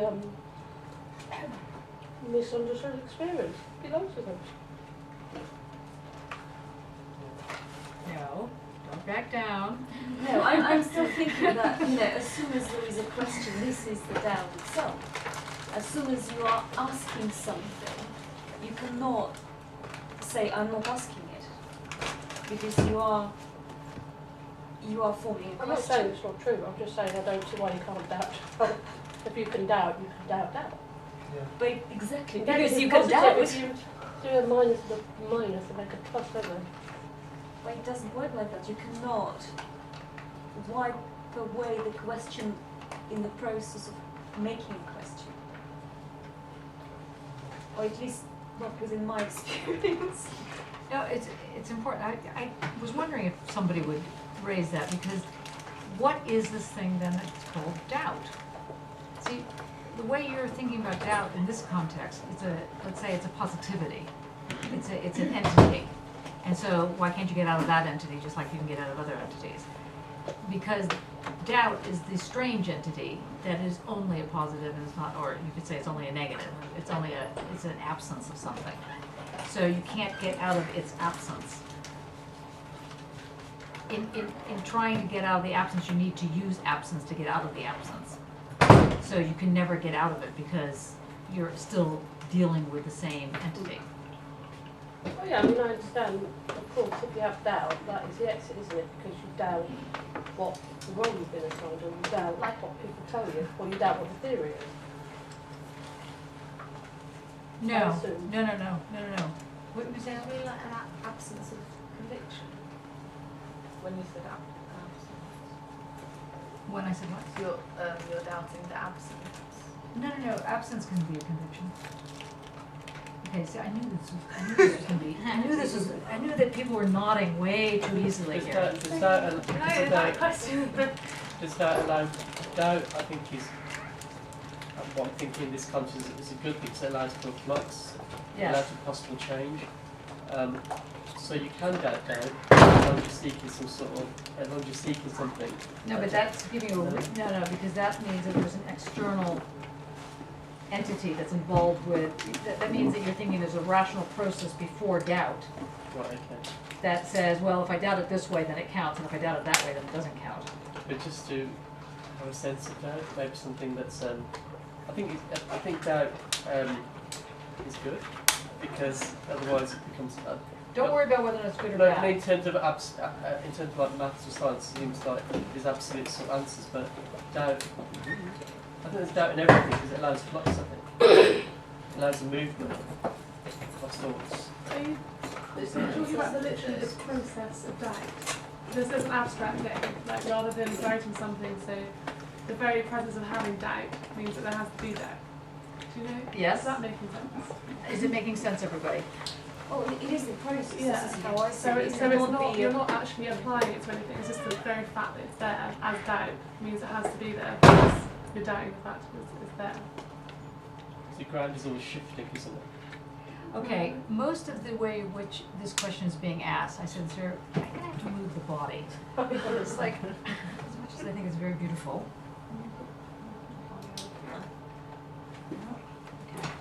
Okay. At the moment, what I'm hearing, which I could be wrong, what I'm hearing is that you're using a very when I say simplistic, I don't mean it in an insulting way, very, this more so very basic, mathematical thing. So 1 plus minus 1, it's like doubt, then you get outside of it, which is the negative. So it's like you have happiness, you can get outside of happiness, right? Something like that. So for those of you that were outside and have just come in, the question that emerged that Wendy put on the table is, why can't you doubt doubt? And Millie, you were beginning to make the argument. I don't know, I was just wondering if I had the right argument or not, if I understood what I was arguing. Okay. Anybody else want to But I get? think the emergence of the question is the proof of the process itself. If you can doubt the process of doubting, you are involved in the process of doubting. Let's put it like this. Doubt, the way you're suggesting that means that you have a sense of how the ground, think back to the telos. We had the goal, which comes back around and is the ground, which gives the process, right? Doubt tends to occupy all of those positions. So in this, it's an odd entity. Mathematically, one might think, well, you only have, maybe mathematics is probably not this way of putting this. In some ways of phrasing this discussion, you might think, well, if I go this way, that's one argument, and I can go the opposite way, that's another argument, or I can do something altogether different. That's what I'm hearing you're saying. And why can't you do something altogether? Why can't you doubt the fact that you're attacking doubt, or that you have this thing? Why can't you get out of doubt? Why is that the last step? This is what's being asked. Anybody? Liam, you want to give it a go? Now. If doubt is the absence of certainty, it's a... But it's not the absence of certainty. Is it not? The doubting Thomas version is the absence of certainty. So it's about this thing. So this doubt is something that's that isn't necessarily is almost non-mathematical, but it shifts shape. Yeah, It's it variable, shapeshifts, yeah. and that's Okay. not based on necessarily the actions that we, because it occupies so many different parts. It will always change shape, and that's what Sort of. allows the ground to always. That's what doubt. I don't know. In German, would doubt be different to our word for doubt that then has two meanings? Maybe, but he was French. Oh, well, what I meant was in a Yeah. different, we use Yeah. the word doubt, and I No, get no, the concept of doubting something to be not true. But doubting is exactly what Andre was just saying as Like, well. then doubt is a different thing to doubt, isn't Yeah, it? yeah. That's why it's not the doubt of the doubting Thomas. It's not Mm. like being certain versus being uncertain. Mm. It's not that form of doubt. It's another form of doubt. This form of doubt is never a closed position. So you, Is it like doubt in the right construct? in the what? In the right construct, like context? Context. So like doubt in the right context. Is it like questioning kind of rather than, I don't know. Doubt. No, This not doubt- yet. this Not doubt close doesn't have- though, Millie. This Very doubt doesn't close. have ology. Well, but that's just a definitional position. Why can't you get out of doubt? Not the doubt of certainty versus uncertainty. Well, the very means of doing it, then you're going back, is it just circles? Like, I don't know. I thought I had it, I genuinely did. Bruno, you want to give it a go? Now! Anita? No. Is doubt a telos in itself? Okay, can you expand on that? So, our goal is to understand what doubt is, but then as soon as we start to try and understand it, we'll start questioning the process of doubt, then pushing ourselves back to the end Okay. of doubting. So close, but so far I away. think they all No. coexist. So it's the fact that all those parts make it telos. Is that they think, I'm just imagining that they're happening at the same time. But if doubt is not It's not equal constant. to uncertainty, if doubt is not equal to not Doubt's knowing, understanding, then, Is it lack of ground? Understanding that our conscious. no, it is ground.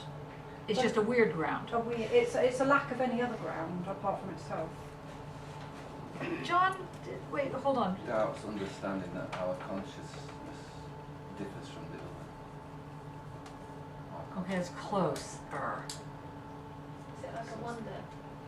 Okay, it is like a wonder. Yeah, doubt brings on a sort of negative moment, but you're right. It could be a wonder. What? Mind. Mind. What is mind? Because without something, you can feel ourselves. Ooh, that's close. It's not really mind.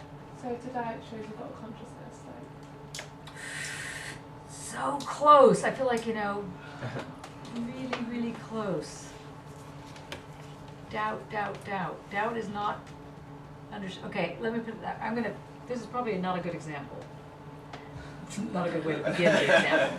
But if I said to you, now you're going to breathe without air, what would happen? Die. That's right. Death. Okay, so you can never get out of air. If you get out of the air, die. That's it, death. That's what I'm saying, this is probably a bad example. You can't get out of the doubt for the same kind of, that's just not gonna work, is it? It's the same kind of scenario where the logic begins somewhere. Now, where does a logic begin? Where do you begin your journey? Where does your journey of logic begin? The goal, which is, in fact, comes back around to create the start. Okay, you guys are all on a journey right now, right? Would you, I'm not just, yeah, maybe, I don't know. Everybody's always on a journey. Everyone's always on a journey. So if you wanted to know, when did your journey begin? Could you say when you were born? You could. Start thinking. Or when my mother met my father, or Work when my back infinitely grandfather came from war and conceived my mother. I don't know. So how far back did you have to go for this journey? Well, God. Well, yeah, probably, but we have to.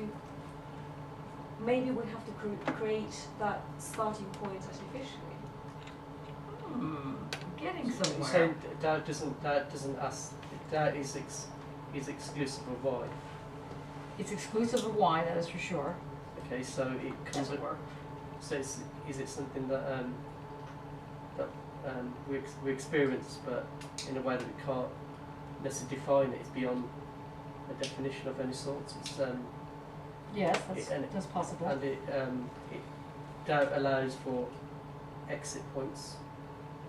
No, don't get into the good side of doubt. We first have to get to, you're right about that. You're right, you're already in, step 3 here. We're going to stay in step 1 at the moment. Oh, okay. Let's go back to this. Yes, Bruno. A professor of mine told me once, just doubt will know about it, like something. Just doubt. Just doubt. And what did you do? I doubted. What did he or she mean by that? I think when you start to get knowledge of the subjects, of everything, of life, of you, you're starting to doubt as well. And what's the difference between the doubt that is a doubt of uncertainty and the doubt that creates the artificial beginning. I'm going to put it that way. If you have an artificial beginning, then it makes no sense to get outside of the artificial beginning. It makes no sense to put it that way. It's just the beginning of where you are now. But the where you are now is not this concrete terrain. It is an artificial, or let's say synthetic unity that creates a platform around which you go forward. So there's no getting before it or getting beyond it, as it were. It's your start.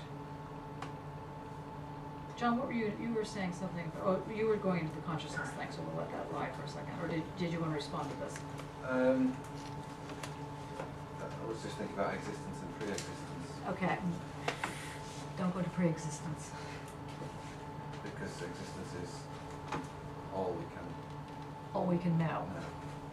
But knowing is including doubt. is including doubt. And you can't- that kind of doubt is not the doubt of not being not being certain. uncertain. It's what is this doubt if it's not uncertain? Something you just said, sort of just capturing something eternal, not beyond the present or behind it, but within it. Okay. That was. What does that mean?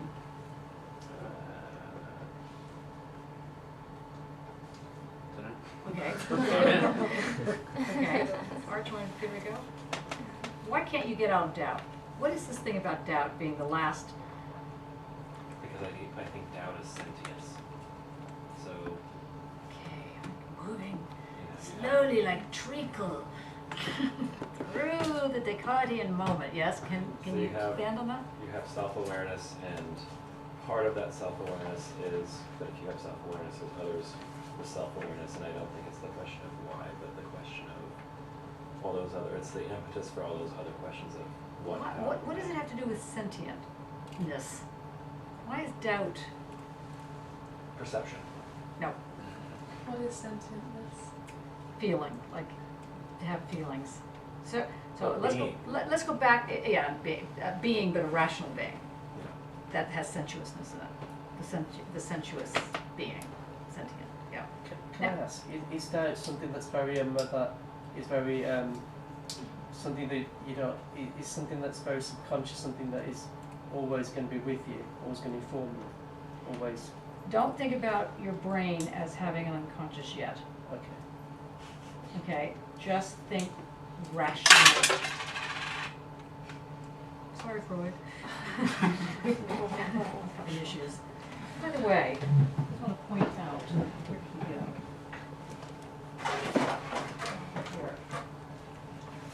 This is not Kentucky Fried Chicken, Colonel Sanders. Do you know how many people have come into my office and thought this is, what's happening over there? It's money from the pocket.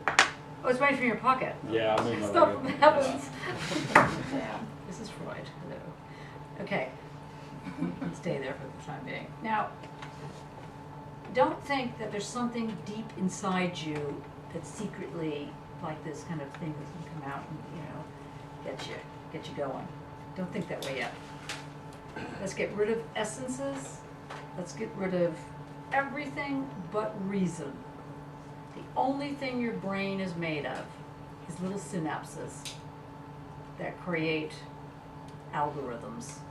These algorithms are what give meaning. There's nothing deep about it. There's nothing deep. If you broke your head open, you would not find all your different files inside your head. It doesn't exist like that. There's only the surface. There's only the surface that grounds you. This surface is a breathing, living, throbbing, sentient surface. Think of a circuitry of some kind, if that helps. It's this throbbing scenario. the word for that is doubt. The word for that thing that I'm just discussing. That you're not getting out of it. We're talking about what is it that this thing that creates this kind of environment establishes.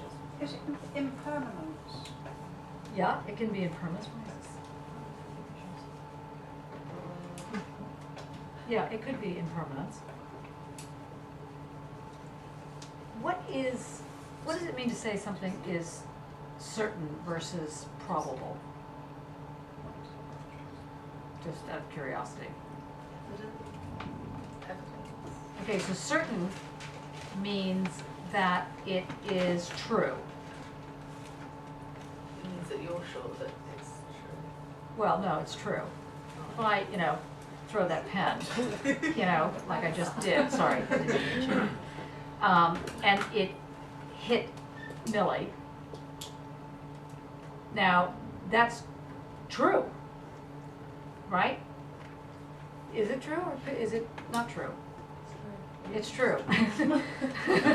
Right? That we can say with certainty that that pen just went flying across the room and it wasn't my opinion that it happened. And it wasn't your opinion. And in fact, my opinion is irrelevant. And in fact, if you want to sue me, we could have a little discussion. If you were in America. I know. Just kidding. So this movement, this notion of certainty is linked to this question of being true. This question of being true is linked to this thing called objectivity. Remember, we started the lecture off with this horrible word, which is going to plague us for years.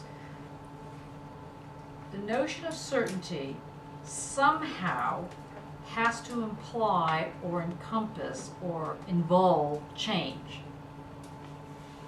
If for no other reason, then I can throw something this way, and that action is certain, but there are bigger things that become certain, but they're not quite as evidenced as that. So the empirical move of throwing and that linear logic left the hand, went like so, ended up hitting you.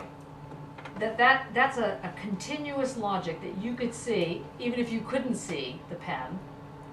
You know logically it went like so, bam. That was your logic, right? Are there other kinds of logic that don't go that still create a certainty? That still create truth? The answer is yes, there is. Okay, that was a rhetorical question. So we know that this is the one that most people are hanging on to with their life. That you think A, B, C, D, E, F, bam. That's so you're thinking of exit, you're going to go doom. I'm going to get out that way. That's great if you're in a time period or you're in a moment where that's the only logic you got to hand. But think about a logic that doesn't start with this continuous linking, but is created by synapses, things that get brought together. Then what is created becomes true or becomes objective. It's just not created from this kind of path. If you have this kind of path going on, that's one way of creating certainty. But if the certainty is created teleologically, so that the ground the goal becomes the ground and that creates the purpose, then you know that the journey is somehow beginning where the goal is established. So when you change your goal, you change your journey. But how do you change your goal? You just sort of think, oh, today I think I'm going to be a chemist, and tomorrow I'm going to be a physicist. You can't just change it. You can't just jump out of the telos. You can't just jump off the path so easily. What allows you to get off a path? You might want to say doubt from the point of view of the doubting Thomas. I don't agree. I have to take a distance. But what if you understood that the path was configured differently. That configured differently, Descartes is calling doubt. Maybe another way of putting this is there is the universe. Can you get outside the universe? Look at Liam. Is there a way of getting outside the universe? Suicide. Okay, that's very depressing. And it gets you out. And it wouldn't really get you out, it'd just get you not here. Is there, think about the solar system. Can you get outside the solar system? Okay, yes, and then once you get outside that solar system, you're in another solar system. Can you get outside of that solar system? Yeah. And once you're outside of that solar system, you're still in another solar system. So, assuming that the so-called universe is as big as all the solar systems, all of the solar systems you can think of, and all the solar systems you can't think of, all of it taken together, can you get outside of that? Can you get past that? Okay, that edge is the doubt, okay? Maybe that's a better way of thinking about this. You simply can't, at some point, you can't get outside the outside. At some point, now, who knows why you can't do it? You just can't do it. Yes? Just the Annie. interesting thing, or one of the interesting things, is that we say that, but we can still imagine it because we're talking about it, which is odd. Or am I going off on But that? can we imagine it? Well, we're talking about it. Does that mean we can? Well, personally, I'm not talking about, I mean, all that we're talking about is that it's not possible to go beyond a beyond. Infinity plus one. What? You can't do infinity plus one. You can't do infinity plus one. Is Yes. that like where it says our minds are finite? It's just stuff we can't. No, can't go beyond. it's more like saying our minds are infinite. Right. And because it's infinite, it's like if I went ah, but let's say I had a lot of air. Okay, so I just never stop that. When does that end? It's ah. It's just like you can't get out of it.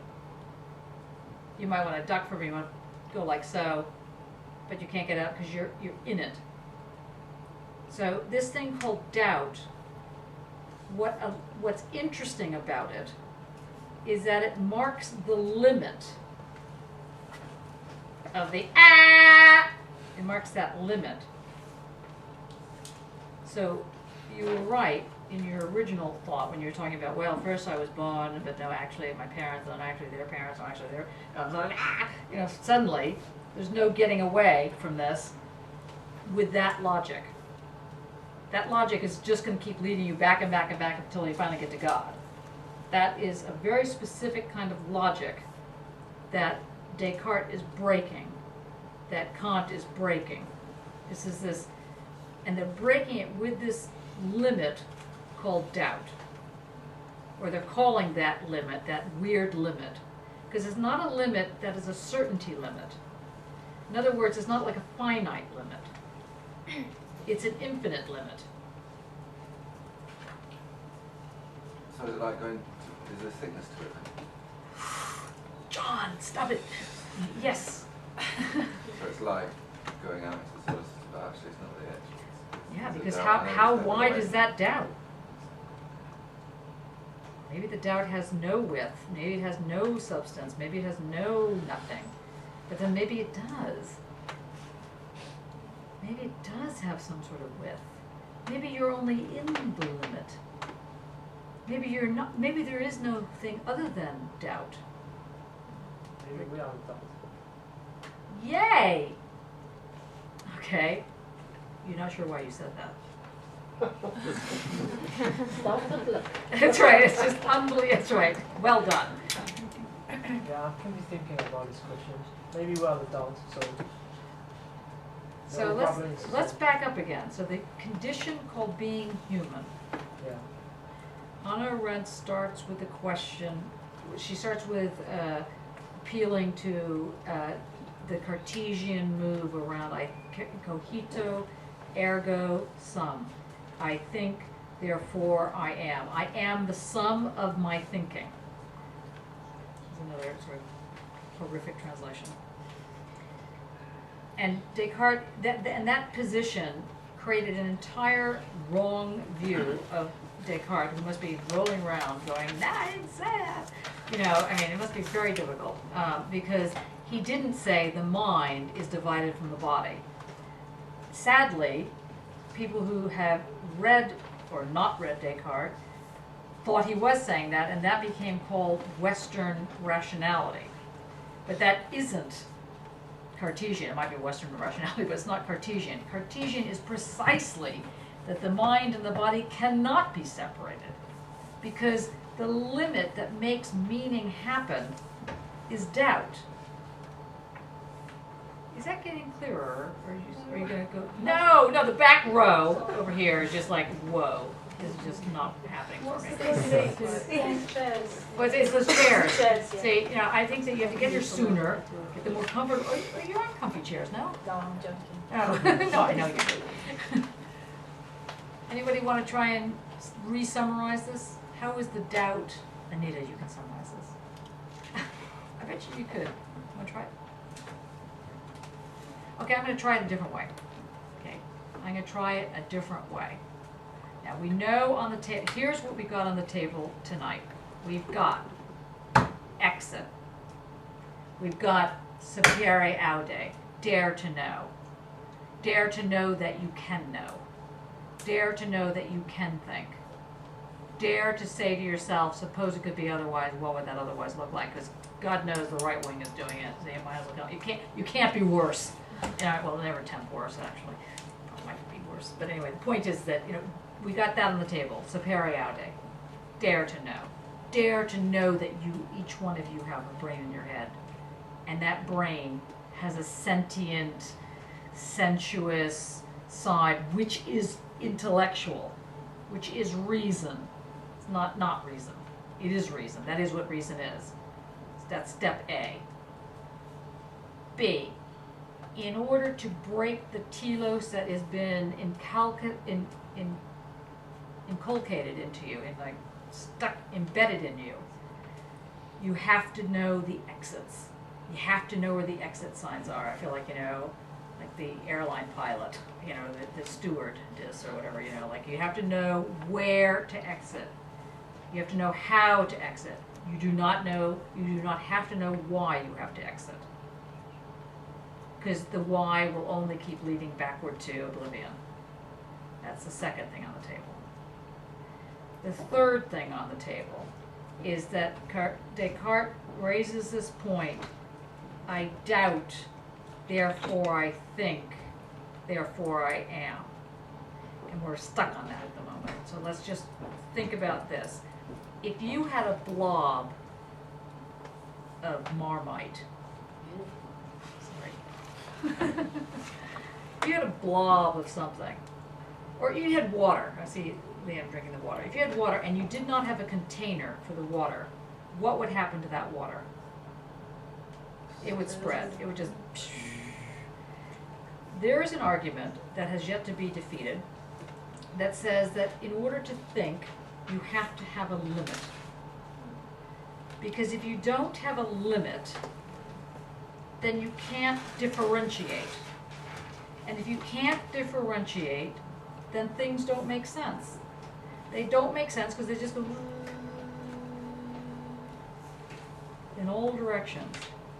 To make something meaningful, there has to be a limit. But here's the tricky bit. The limit that there must be can't be finite, can't be solid, can't be immobile. It's not that kind of a limit. It's an infinite limit. It's a limit that we call doubt. It's something that allows you to put that container, put the fence around it. So wouldn't the limit be ambiguity then, and maybe that question why, that you can only answer eventually with I don't know?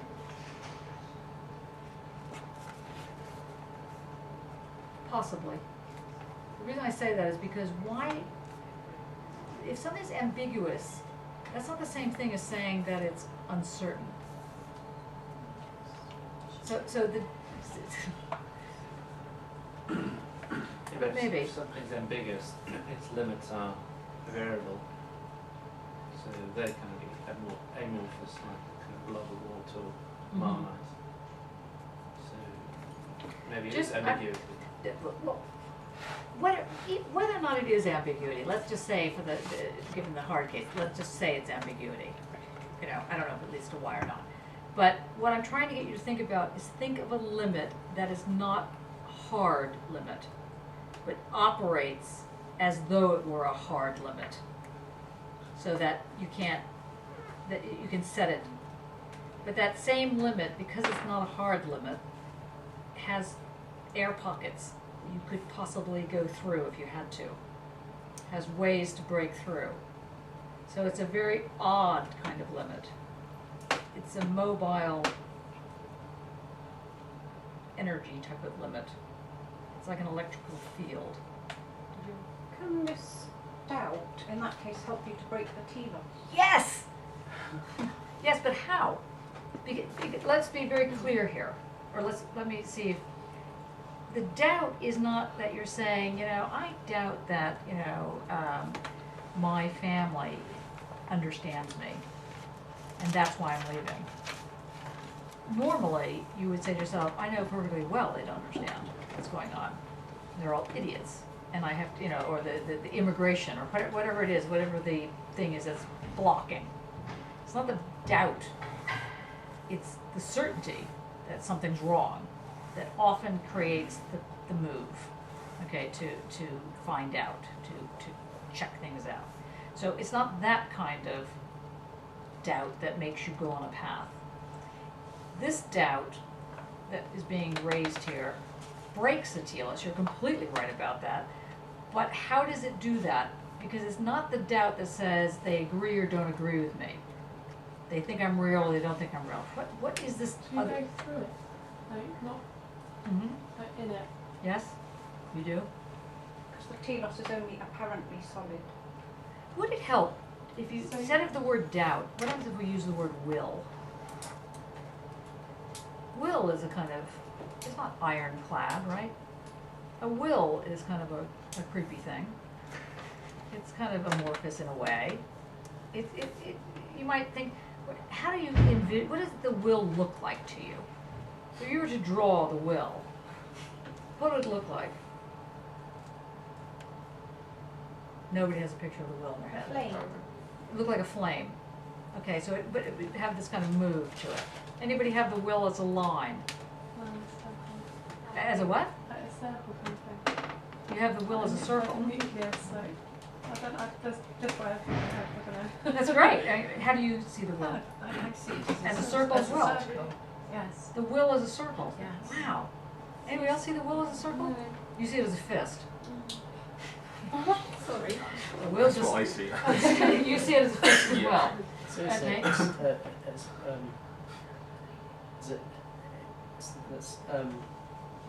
Isn't that exciting? I don't know whether it has any sort of shape. Sure. No, but you want to, let's say you want to paint the will. Alright, not just any fist. Okay. Superman flying. Okay. That fist that is the edge of the movement. Yeah. Like that one. Yeah. Gregory Dunn. Where are you? Yes. Mm-hmm. It's the will is what. So you're Yeah. you're that. going like yeah. this. Unfortunately, that is the same movement of triumph of the will, which was the fascist movement, as you know. I'm not sure, you know, this is the way in which one began to talk about how is the will visualized. That's one view. It's, you know, the military has a very specific view of the will and how you get it going. This sort of power, dropping bombs, is very specific. So visualize the will. Homework assignment. Go paint the will. Go paint it. What does it look like? Go, yeah. Could you say the will's a bit like a sponge? It's only as strong A as what sponge. We got a sponge. We got a circle. We got a fist. it's only as strong as what it embodies. So it's whatever it absorbs is what is its driving power. Say that. But what does it look like? Does it look like a sponge? A porous formation. Shape of. Well, is this the will? No. No. Sorry, John. Why isn't this the will? What's wrong with this being the will? Too flabby? Yeah, I see it as more like intensity, like, rather than More of a point. Yeah. Yeah, we need to Well, turn no, it into a just- code, then it will be a will. But if it is only what it is embodying, without something to be a will And of. for it's me, not- that is a will. This is the will. That just the will becomes very subjective, doesn't it? All the wills that we make form. If you all drew a will, then it'd be from a very subjective point of view, wouldn't it? Well, be careful with the word subjective. I'm banning that. Personal. Let's use the word personal. No, I'm banning that too. Okay. Only word you can use to discuss this is reason. Okay, I don't want any subjective, personal, consciousness, none of that. Artsy kind of thing. I just say, so this is one type of will. Everybody agree with this? Penetrating, isn't it? It's a bit odd. Or you could make cake icing with it. The outside shaping the inside shape. That's right. Where there's a will, there's a way. You heard that expression? This is the will? Okay, so far we've got, it's a flat will. So it's flat. Well, I'm just thinking that's got, it's very penetrating, that form. But isn't the will, isn't that requiring, isn't that what the will is required to do? Isn't it required to, in order to change, it's gotta like, you know. It has So a heat. heat. It has a heat. The will, oh, so it's back to the flame, yeah, we missed that flame. Yeah, right, so you got the flame happening. Oh, my lighter. Yeah, that's right, yeah. You got it? Oh, yeah. Okay. I'll just set off the alarms. Okay. Does that look like the will? No. Why do you think this is the will? I Oh, you don't. I'm innocent. I was telling I just somebody happen, else. that's right, I just happen to have the lighter. Because it can kind of cook things. So the will has to do with changing something, the ability to change something, and that's fire. Mark, is that the will for you? No. No, why not? Why not? Sorry, we're gonna lose your gas Okay, line. I'm not sure. You're losing me on visualising the will. You really are. blow it out. Well done. I know. Okay. I couldn't do that because I'm a smoker. That's yeah, right. that part That's of why I it. practice. That's right. People are very lost on this question of doubt. We've got a wrinkled brow on the back. What are you thinking? Yes. Again, innocent. Well, it's not, because there is no telos. Oh, but there is Blanche. Did anybody ever see the, what is that film? Street Comments. No. The killing of, Baby Jane, what is it? Oh, yeah. The something of Baby Jane. The what? No, not Who Shot Baby Jane. Betty Davis and, Yeah, it's just done, wasn't it, about a month or two ago? was it? Yeah. Mm. Oh, and she's She's in a wheelchair. Yeah. And Blanche, who's played by Joan Crawford, is in the wheelchair and she's being tortured by Betty Davis and the sister. And she says, you know, with her fist, if I weren't in this wheelchair. And Betty Davis responds, but you are, Blanche, you are. Okay, one of the most profound lines in filmic history. Whatever happened to Baby Whatever happened to Baby Jane? Well done. Yes, whatever happens to Baby Jane. Always a fun movie to watch. Now, I feel that you're not getting this yet. How many people had a chance to read at least one time the Cartesian thing on the will or the Foucault thing on the will? 1, 2, 3, a few of you, okay. Well, that's good. Do it again. And I can see that it's not settling yet. Now, have I explained to you how to read? Make sure we have enough time. Have I explained to you how to read? This is not meant to insult you. This is meant to tell you, because you might not know how to read. I'm going to tell you how to read by showing you my new book. And now in all good bookstores. Yeah. Okay. This is how you read. You open up the book, or this, and you see that it says a title, and you write the title down, or you type it in, or you scan it in. Then what you do is you go to the table of contents, and you look at the table of contents, and you think to yourself, what is this book about? You look at this table of contents, and that's what you basically do. Try and think, what is it about? Then you go to the back of the book, and you see if they have a bibliography, which they do. Who have they picked? Who's in this book? Just that's it. You just look. You say, okay, that's who's in this. Then you go to the articles, or whatever, and you read the footnotes. Like, for example, this is by Mark Martinez, and his thing is called Object Communication of the Photographic Assemblage. Sorry, Mark, harsh. And I see that he's commented with Walter Benjamin, the notion of procedures, again Benjamin, the work of art, Manuel de Landa, Gilles Deleuze.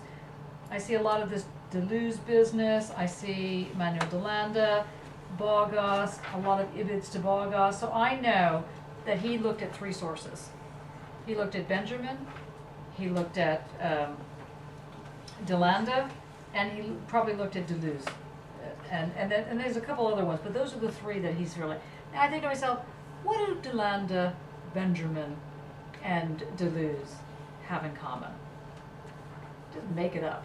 You don't know. Just think. What and then you look at the article. And then you read the article from beginning to end, and then you do the whole thing again, and you start writing it down. Now, it's a training session, so if you need to set a clock to do this, because eventually you should be able to read for 4 hours without taking a break. Okay, but that is when you're like in athletic mode, okay, when you really have been working out with your brain. Up until then, allow yourself to go 2 minutes without a thought coming in, other than what you're looking at. If you can't go 2 minutes, try 1 minute. Go as long as you can go before you start thinking about your laundry list, or why am I here, or any of those other questions. See how long you can go, and until you get to 10 minutes, keep doubling it. You'll find that it's the best way to read. You'll see how that works. How that actually works as an environment. Any questions about that so far? Okay, let me go back. Let me just summarize where we aren't. Yeah, can I just ask a question about Yeah. the reading? About what? About the reading, things and how to read. Yes. Front, back, put notes who he's mainly on about, and if you've never heard who he's mainly on about, should you then go look him up, so you know what he's going on about in the article? Mm-hmm. So you'd have to get the other book. But you don't have to do that. And I mean, the thing is, what you need to know is that these are being used, these people. And you'll find, if you're reading a book like this, there's probably many times that they're mentioned. It's when you see them mentioning over and over again, you think, okay, this person who's running on something completely different than this other person are still using the same people. How is that possible? Eventually, you might want to break down and look at the other people. But until then, you then see, okay, now I want to see what is this person saying, and then see how they fit in with the other arguments. Because they're saying, well, this person says it this way, this person says it. By the way, that's why I don't like anything other than the Chicago method of footnoting, so that you can actually do it that way. Because I can't bear that sociology thing where they have, you're reading and then they have, I don't know, Adorno 32. And it sort of breaks the whole flow, and then you can't find out really what is Adorno 32 saying, because there's no explanation about this. It just breaks the flow. So this is a way you can go to the back or the bottom of the page or wherever they're footnoting.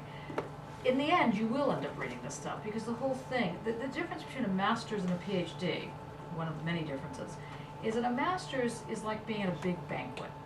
You just eat and you eat and you eat until you're stuffed. And when you're eating, you think, that's good. I think I'm going to have more of that. I'm going to learn how to make that. I'm going to, whatever. You learn about the kinds of foods or the kind of things that are before you, and you try and remember them.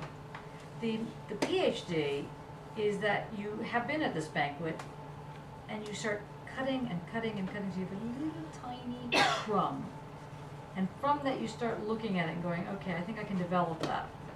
And then you become a resource, because a PhD is also like a rite of passage, where you have to now, if you ask me, well, what's the difference between Benjamin and Delanda? I can't say, well, I don't really know. I could say that, but it would be kind of a poor professor if that was every time I answered the question like that. I said, well, that's a good question, we'll look it up. It's like, at some point, it's my job to say to you, well, here's what this school of thought thinks, here's what this school of thought thinks, here's what this school of thought thinks, and that's what happens when you're doing a PhD. You have that kind of thing. You don't need to have that level of breadth, though it'll help in order to get through a reading. Okay, I'm worried that we're really getting close to the hour, and I'm just worried that you're not quite hearing this. Let me try one last kick at the can here to make sure some of this. I mean, Bianca, what are you getting with this? Are you hearing any of this? Are you Bianca? You Bianca? Blanca. Sorry. Blanca, what are you hearing? Okay, first of all, I can't speak English. Yeah, no, Okay. not really, but in Spanish, and it's really difficult to me to explain with that vocabulary. Can you say it in Spanish? Yeah. Try Yeah. say it in Spanish. Well, vale. Pero todo. Pues hemos empezado con Telos, la de la meta, que es como la meta está antes del principio. Y nuestro propósito consiste, y nuestro propósito consiste en alcanzar esa meta. Y ese es el camino que, por medio que hace falta la voluntad para atravesar ese camino. Pero luego está el principio de incertidumbre, que es lo que imagino que es doubt, que es lo que como que limita esa... It's not bad. Did anybody else understand what she was saying? Something about a car. What was she saying? Something about a car. Nothing about a car. Okay, that's hilarious. Okay. What's a False camino friend. Half.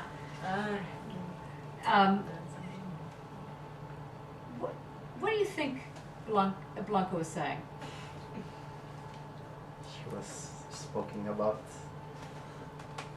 this subject. And well done, Bruno. Yes. And what do you think the subject was about that she was saying? She was telling about telos. Yes, you've heard that word. Everybody heard telos in there, yeah. Yeah, but I speak Portuguese. I can understand what she said. Okay, you're the wrong person to ask. She's talking about the road. Okay. And the way forward. Mm-hmm. And then she said something about the doubt coming in on the road. Mm-hmm. Is that true? Say it again. That you were talking about telos and the goal and the way forward and the road that you take, and then how doubt comes in and there is a barrier. Yes. Yeah. Now, Sarah, can you speak Spanish? Yes.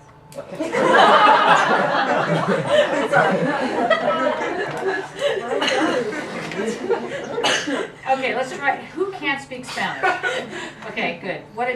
Andre, what did she say? Forget what she said.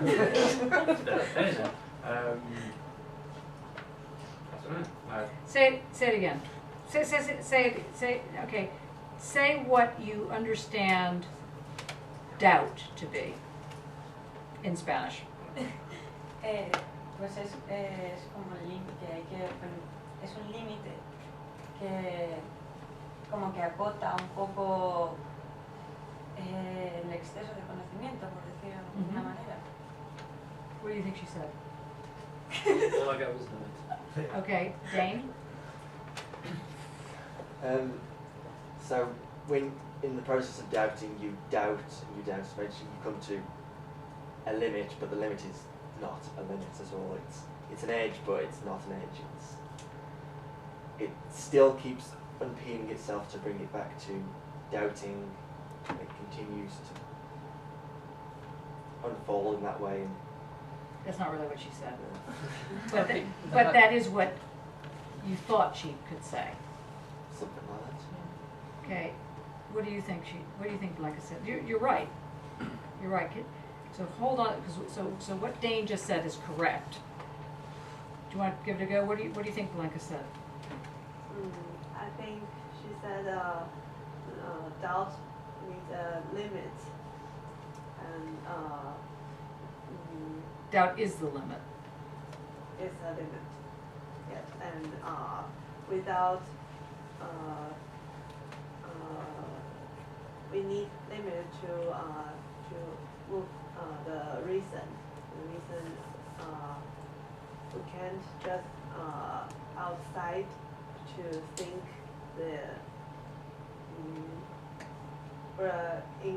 inside. Good, good.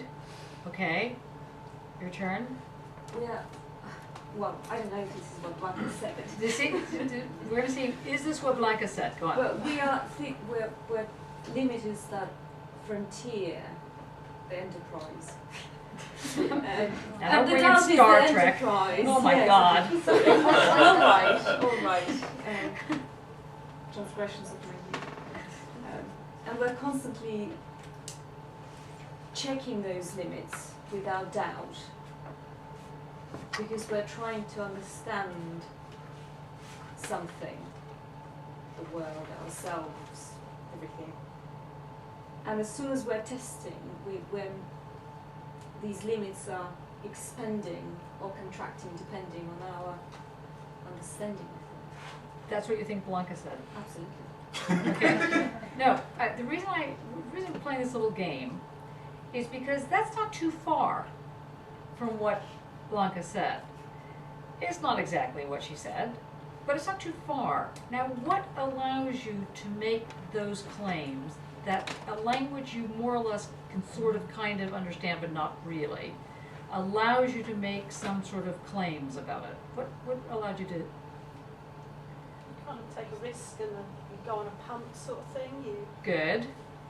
Why And that not? punt, and the punt that you go on. And you listen harder perhaps because you know you're not speaking that language, so you listen to the nuances in the voice And what does that then allow you? You base your punt on everything else that you've been pursuing around. Exactement.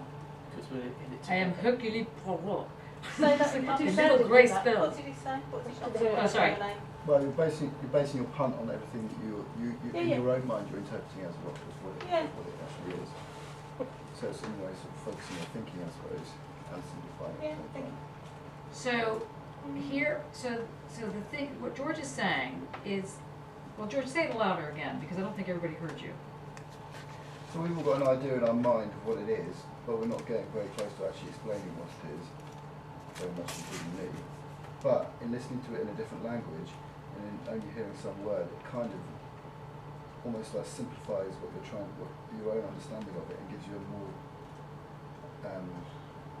possibility to explain it. Good. So explaining a simplified version of it, I suppose. Good, we're getting warmer. Sorry, Blanca, for using you as an example here, but it's okay. Go on. I just think it makes you work harder. Perhaps you have to work harder to listen more carefully. And it's odd, you think, how could I possibly understand someone speaking in Spanish if I don't speak Spanish? But you can try. Right. What did you get out of what Blanca said? Very little, I'm afraid.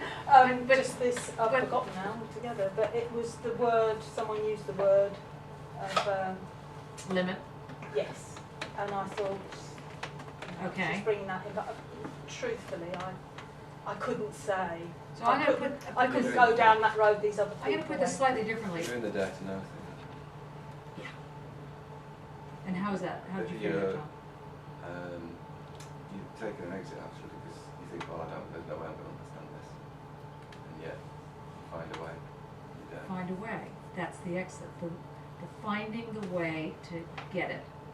So Blanca was forced to find a way to explain it, but the only way you could really do it that made you feel comfortable was to say it in Spanish, right? And it wasn't so bad. Actually, it was quite accurate. Now, on the other side of it, people that can't speak Spanish are thinking, okay, well, this is kind of interesting. Now, look at it this way. The world is a very big world. What makes you think you can understand it? Well, you gotta give it a punt. That's what this is about. So we talk about these things called limits and doubt and this and that. The doubt is the ability to know perfectly well that you are not understanding everything that's being said. But that is not preventing you from going forward. So if you take anything away tonight from this, we try to realize just how big the world is and that there's no possibility for you to know it all. But that doesn't mean you can't know some things. And those some things, you've got to be very careful what you select in the knowing of the certain things, because you could be completely wrong and your exit could then be a wall and you won't have exited. Getting there, slowly but surely, slowly but surely. Okay, shall we call it a day, a night? Are you okay in this room, or are we happy in this room? Yeah. Yeah? No? Yeah? Okay. Okay, all right, good. See you tomorrow. I'll see you next week.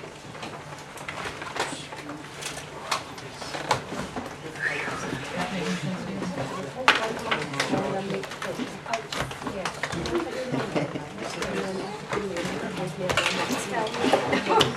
Sorry. Your email, won't it?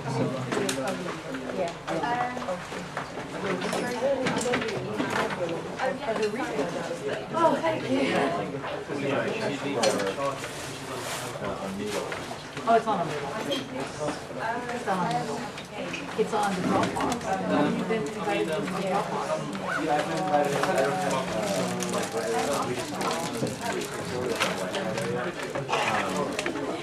Can you write to Grace? After the session? Yeah. So that's what you're talking about. Yeah. Yeah, kind of important. Yeah. And I think I went into BIAD and then I went into research and then I went into Just break it. Thank you very much.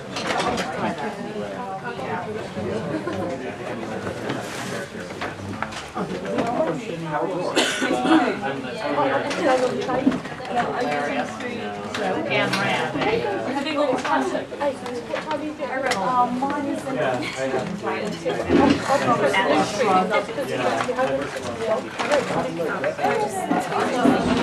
Just looking at the time. Oh, I'm so sorry.